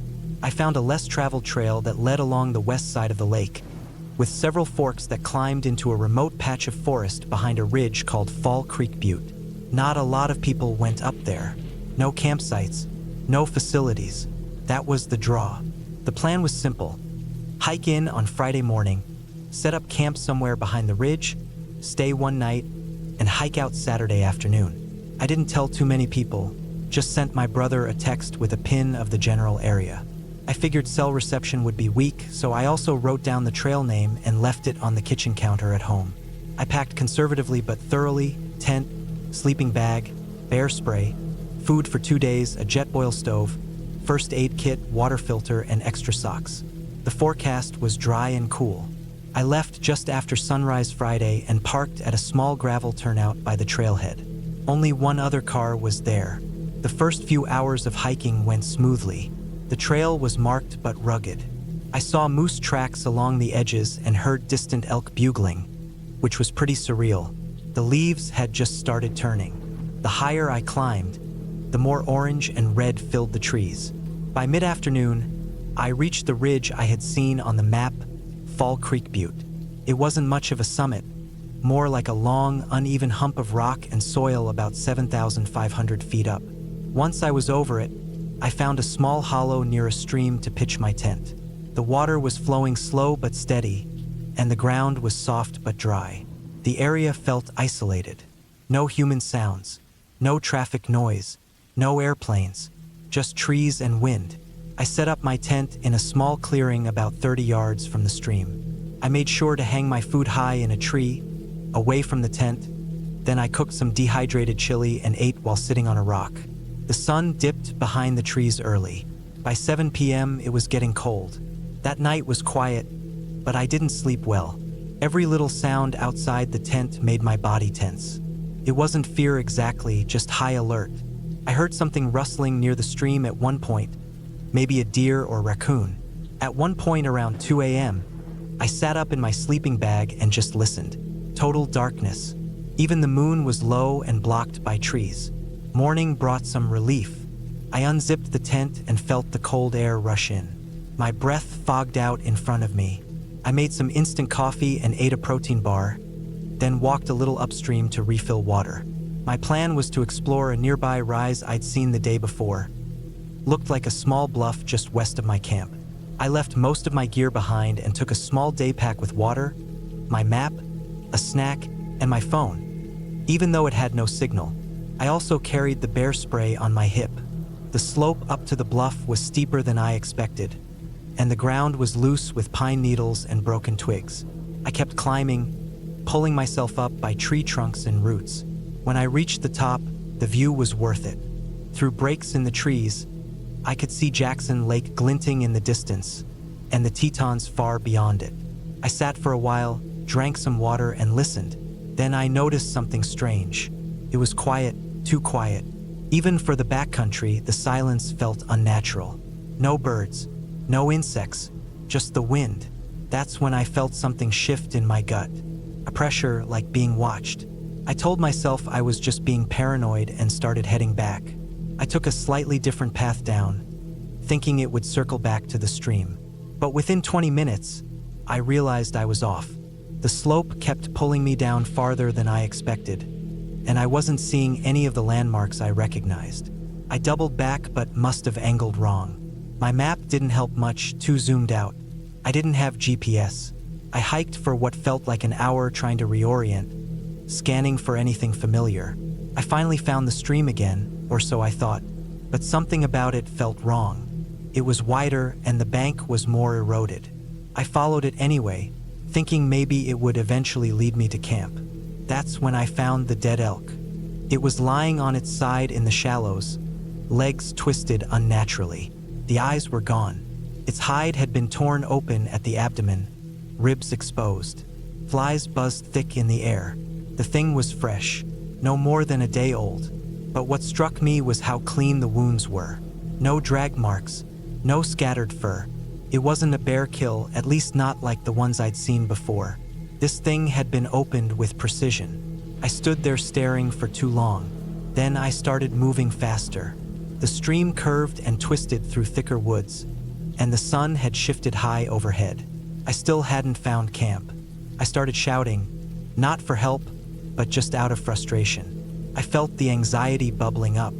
I hadn't seen another person in almost 24 hours. I hadn't eaten since morning. Eventually, I made a dumb decision. I dropped my pack to move faster. I kept only my bear spray and phone. I figured I'd come back for it when I found my bearings. That was my second mistake. The first was leaving camp without marking it. The woods began to feel tighter, thicker, like the trees had grown closer together the deeper I went. I wasn't just lost. I was disoriented. I found a rock face I hadn't seen before and realized I had no idea which direction I was heading anymore. The sun was slipping west. Shadows lengthened. That's when I heard it, crackling, not far behind me. A steady crunch of brush. Something was moving. Heavy steps. I froze, bear spray in hand. The steps stopped. I turned slowly and scanned the trees. Nothing, just trees and shadow. I moved again, more quickly now. Over the next half hour, I heard it again. A few times, always behind me. I'd stop and it would stop. I'd move and it would start again, always keeping its distance. Whatever it was, it wasn't running. It wasn't crashing through the woods. It was following. By this point, the light was going fast. I hadn't found my pack. I hadn't found camp. I was cold, hungry, and panicking. I finally decided to make a temporary shelter. Found a shallow depression beneath some fallen branches. Cleared it out, built a wall of sticks and dry leaves. No fire. I didn't have anything to start one. That night was the longest of my life. I didn't sleep, just sat there, gripping the bear spray, knees tucked to my chest. The temperature dropped into the 30s. Every hour I'd hear movement, soft, careful, staying just far enough that I couldn't see it. I made it to morning, barely. I stood up, stretched my aching legs, and started walking again. My goal was just to find any sign of trail, anything. I climbed higher ground and spotted a break in the trees. Looked like a rocky outcrop. When I reached it, I could finally see the lake. Far off, but visible. I angled toward it, moving faster now. Took me another 6 hours of hiking, backtracking, and second-guessing before I hit a trail. A real one. Packed earth. Footprints. I nearly cried when I saw it. I followed it south. By late afternoon, I reached the turnout where my car was still parked. The other car was gone. When I got home that night, I ate until I felt sick and slept for almost 12 hours. I never went back to that ridge. But a few weeks later, I looked up the area on some old hunting forums and backcountry blogs. I wasn't the first to report strange kills near that ridge. Several posts mentioned cleaned carcasses.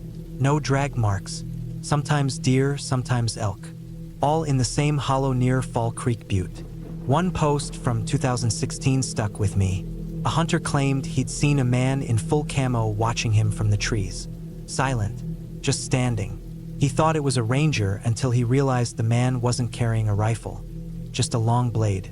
The forest is big, bigger than we think, and not all the dangers in it have claws. Some of them wear boots.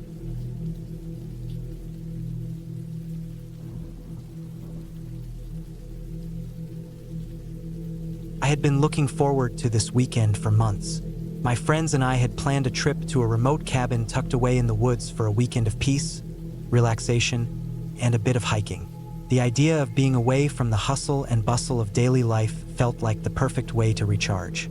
It was early fall. The leaves had started to turn golden, and the air had a crisp bite to it that made it feel like everything was fresh and new. The cabin was located somewhere in the Appalachian Mountains, in a part of West Virginia where cell service was non-existent, and the nearest neighbor was miles away. The sort of place where the only sounds you'd hear at night were the wind rustling through the trees and the occasional hoot of an owl. I had rented the place online after seeing a couple of photos, nothing fancy, but exactly what we were looking for. A simple, secluded cabin with a fireplace, a porch with a view, and a couple of old wooden rocking chairs on it. A place to get away from everything. The website mentioned how the cabin had been built in the 1960s, and from the photos, it looked like it hadn't changed much since then. I liked that. It was part of its charm. I packed my bags the night before the trip, feeling excited but also a little uneasy. I couldn't put my finger on why I felt that way, but I chalked it up to the nerves I always get before heading into unfamiliar places. Still, I couldn't shake the feeling. It wasn't dread, just a sense of something unknown lurking just under the surface. The drive there was long, about 4 hours from the city, and the road narrowed the further we went. We passed small towns, then dirt roads, and eventually found ourselves on a gravel path that twisted through dense woods. My friend, Ben, who had driven most of the way, was starting to get a little irritated. He'd had a rough week at work, and I could tell the winding roads were testing his patience. The sun was setting by the time we finally reached the cabin, and the darkening sky made the place look even more isolated. There were no other houses in sight. I wasn't sure if I liked that or not, but it was too late to turn back now. I was eager to get inside, unpack, and start the weekend. We parked the car in front of the cabin and unloaded our things. The cabin looked exactly as I had remembered from the pictures. A 2-story wooden structure with a steep roof, a chimney, and large windows that let in a lot of light. The porch was covered with a thick layer of dust, but it still had its charm. The kind of charm you'd expect from a place that had seen many seasons, but had remained mostly untouched by time. Inside, The cabin smelled of pine wood and a slight musky scent that I couldn't place. The living room was modest, with a stone fireplace, an old wooden coffee table, and a couple of worn-out sofas. There was a small kitchen to the left and a staircase leading up to the bedrooms on the second floor. The wood beams in the ceiling were dark, and the floor creaked under our footsteps. It felt like a place frozen in time. And in some strange way, I liked that. We set up for the night, lit a fire in the fireplace, and unpacked our food and drinks. Ben opened a few beers, and we all sat around the fire, talking about random stuff. It felt good to be away from everything, to just relax and enjoy the company. The weather outside had turned cooler, and the wind started to pick up, making the trees outside sway and groan. That's when I started feeling it. The quiet. Not the peaceful kind of quiet, but the kind of silence that feels a bit too heavy. It wasn't like the world had stopped, but more like something was missing. I shook it off, though. I was just being paranoid, I thought. The others were all having a good time, and I didn't want to be the one to ruin the mood.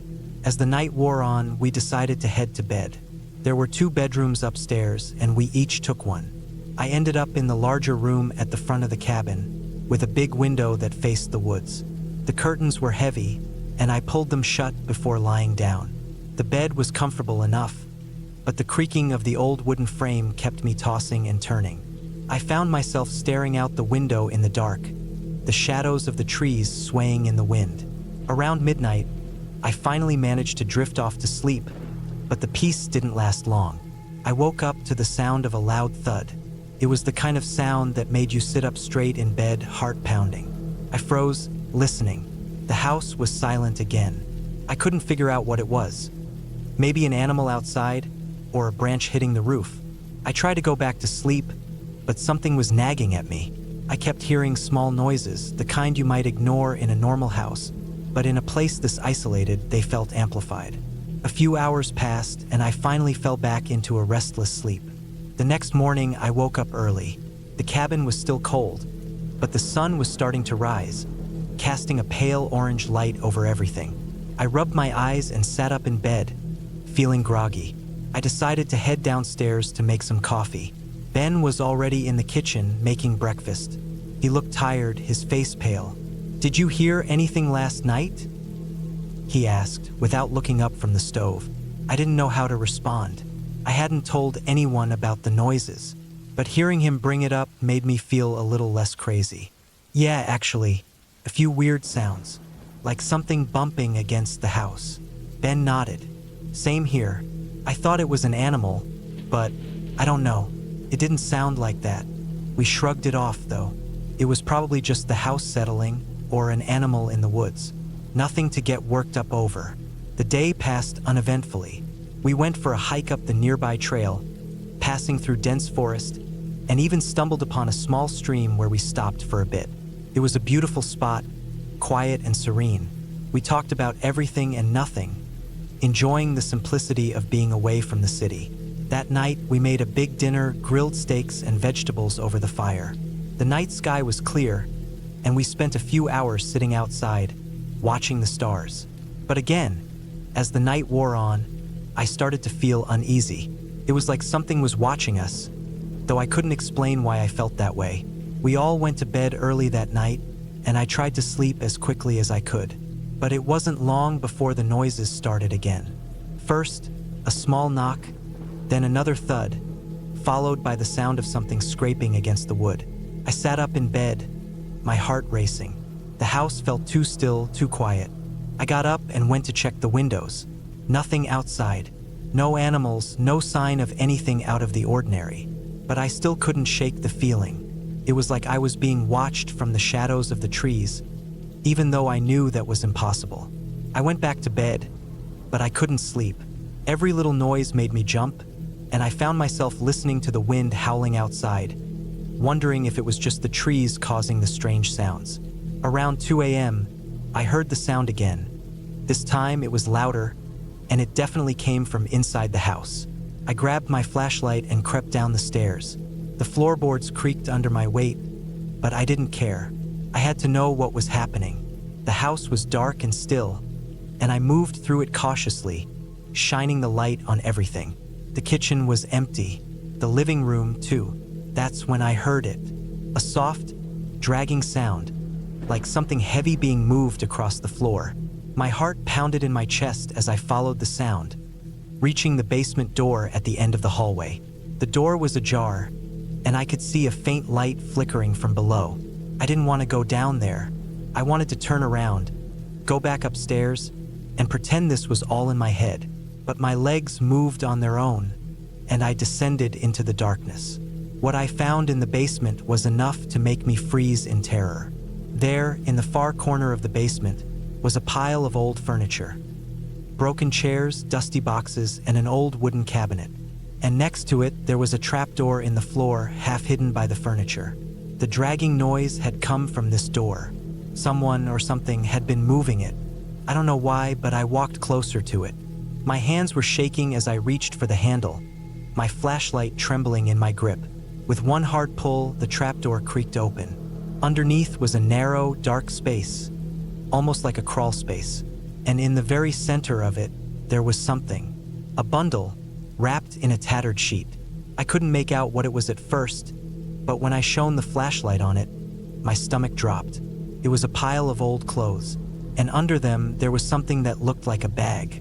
A human-sized bag. A bag that had been sitting there, hidden for who knows how long. I felt my body go numb, and I stumbled back, almost tripping over my own feet. My mind was racing, and I had to force myself to think clearly. Someone had been down there. Someone had been hiding in the basement, and they had left whatever it was down there. I ran upstairs, my heart pounding in my chest. I couldn't even hear my own footsteps over the blood rushing in my ears. I reached my friends' rooms, waking them up, and we decided to leave. We packed our things in a hurry, not even bothering to lock the door behind us. As we drove away, I looked back at the cabin. The lights were still on, the porch empty. I didn't know what had been hidden under that trapdoor, but I knew one thing for sure. We weren't coming back.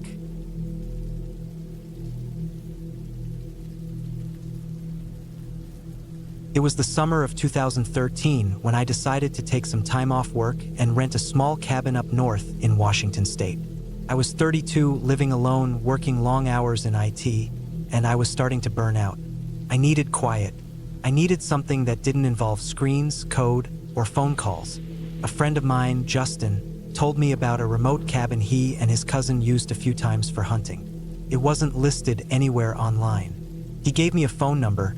I called, spoke with a guy named Greg, seemed trustworthy enough, and 2 weeks later I was loading up my Subaru and heading up past Omak. The cabin was about 25 minutes off the main road, tucked into a patch of woods near a dried-up creek bed. No cell service, no Wi-Fi, just trees, old logging roads, and silence. The place itself was small, just one story, no basement, with a kitchen, a single bedroom, and a screened-in porch facing the woods. It had electricity from a generator and a propane tank for hot water. Greg had left the key in a lockbox on the porch. It was rustic but clean, exactly what I needed. The first few days were peaceful. I brought a bunch of books, a fishing pole, and some basic groceries. I didn't plan on doing anything ambitious.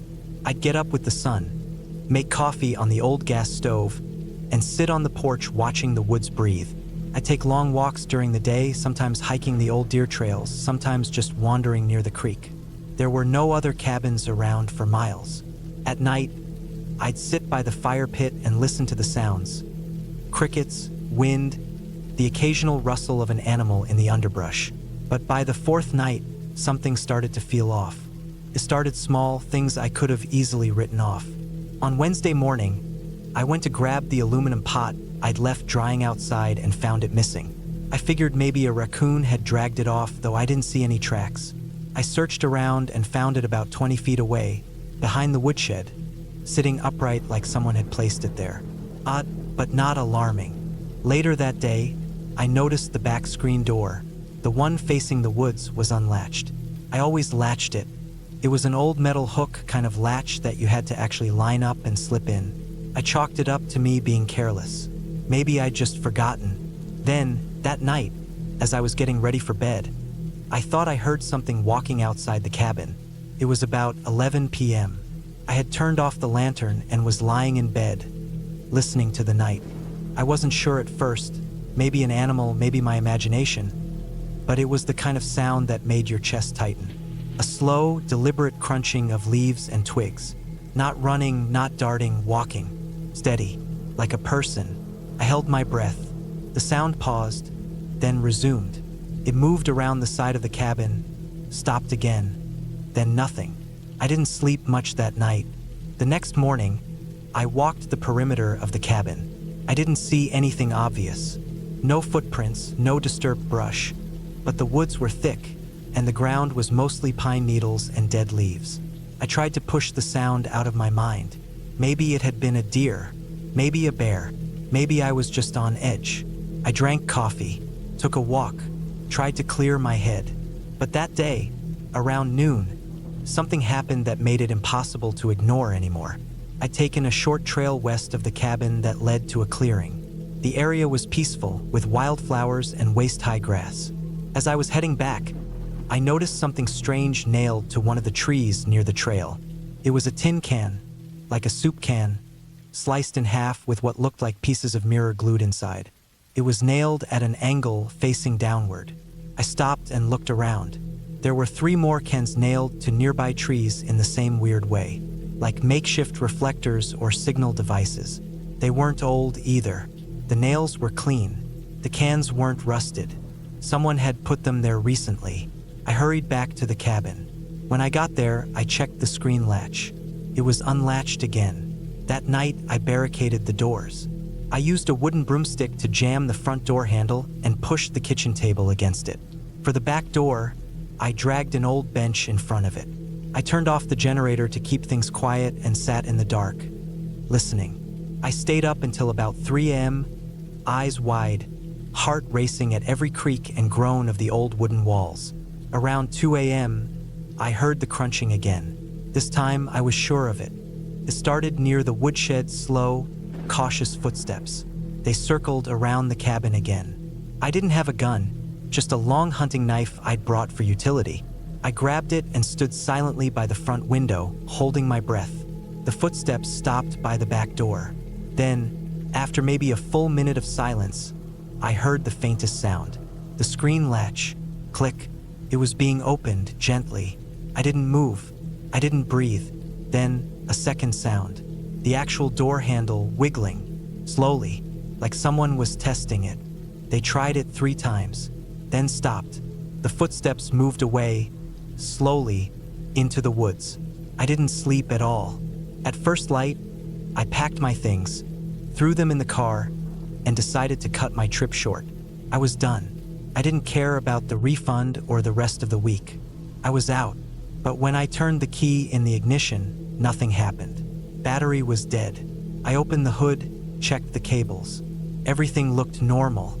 I had jumper cables, but no second car, no phone, no way to reach anyone. I tried again. Nothing. Not even a click. The nearest town was nearly 15 miles away. I had no choice. I loaded my backpack with some food and water, strapped the knife to my belt, and started walking. About a mile in, I spotted something through the trees, something man-made. It was another cabin, smaller than the one I was staying in, more like a shack. I approached carefully. It looked abandoned. The windows were boarded up, the roof sagging in places. But there was a path recently used that led around the back. Behind the cabin was a small clearing, and in it I found something that made my stomach twist. Pile of shoes, dozens of them, men's, women's, kids, all dirty, some torn, all tossed together like trash. Next to the pile was a rusted shopping cart filled with clothing, jackets, pants, shirts, all worn, some blood-stained. That's when I noticed the trapdoor. It was built into the base of a tree about 10 feet from the shack. It had a padlock on it, but the wood around the latch was cracked, recently pried open. I didn't want to look, but I couldn't walk away. I grabbed a thick branch from the ground, wedged it under the edge of the door, and pried it open. Inside was a crawl space, dirt floor, low ceiling, and the smell, rot, mildew, something worse. There were crates inside, old milk crates stacked. In one of them I saw a stack of IDs, licenses, military cards, school IDs, all different names, all different people. Some from Washington, some from Oregon, a few from as far as Texas and Utah. Another crate had phones, broken, smashed screens, dead batteries. I felt sick. My hands were shaking. Then I heard movement, not from the woods below me, inside the crawl space. I dropped the stick and ran. I didn't look back. I ran until my lungs burned, until I couldn't hear anything but the blood pounding in my ears. I found the logging road about 2 hours later. A forest ranger driving a utility truck saw me and stopped. I told him everything, every detail. He called it in, took me back to the station. I gave a full report. The ranger drove out with 2 deputies that evening. They found the shack, the crawl space, the crates. They also found something I hadn't seen. A series of trail cameras set up between the shack and my cabin. Someone had been watching me.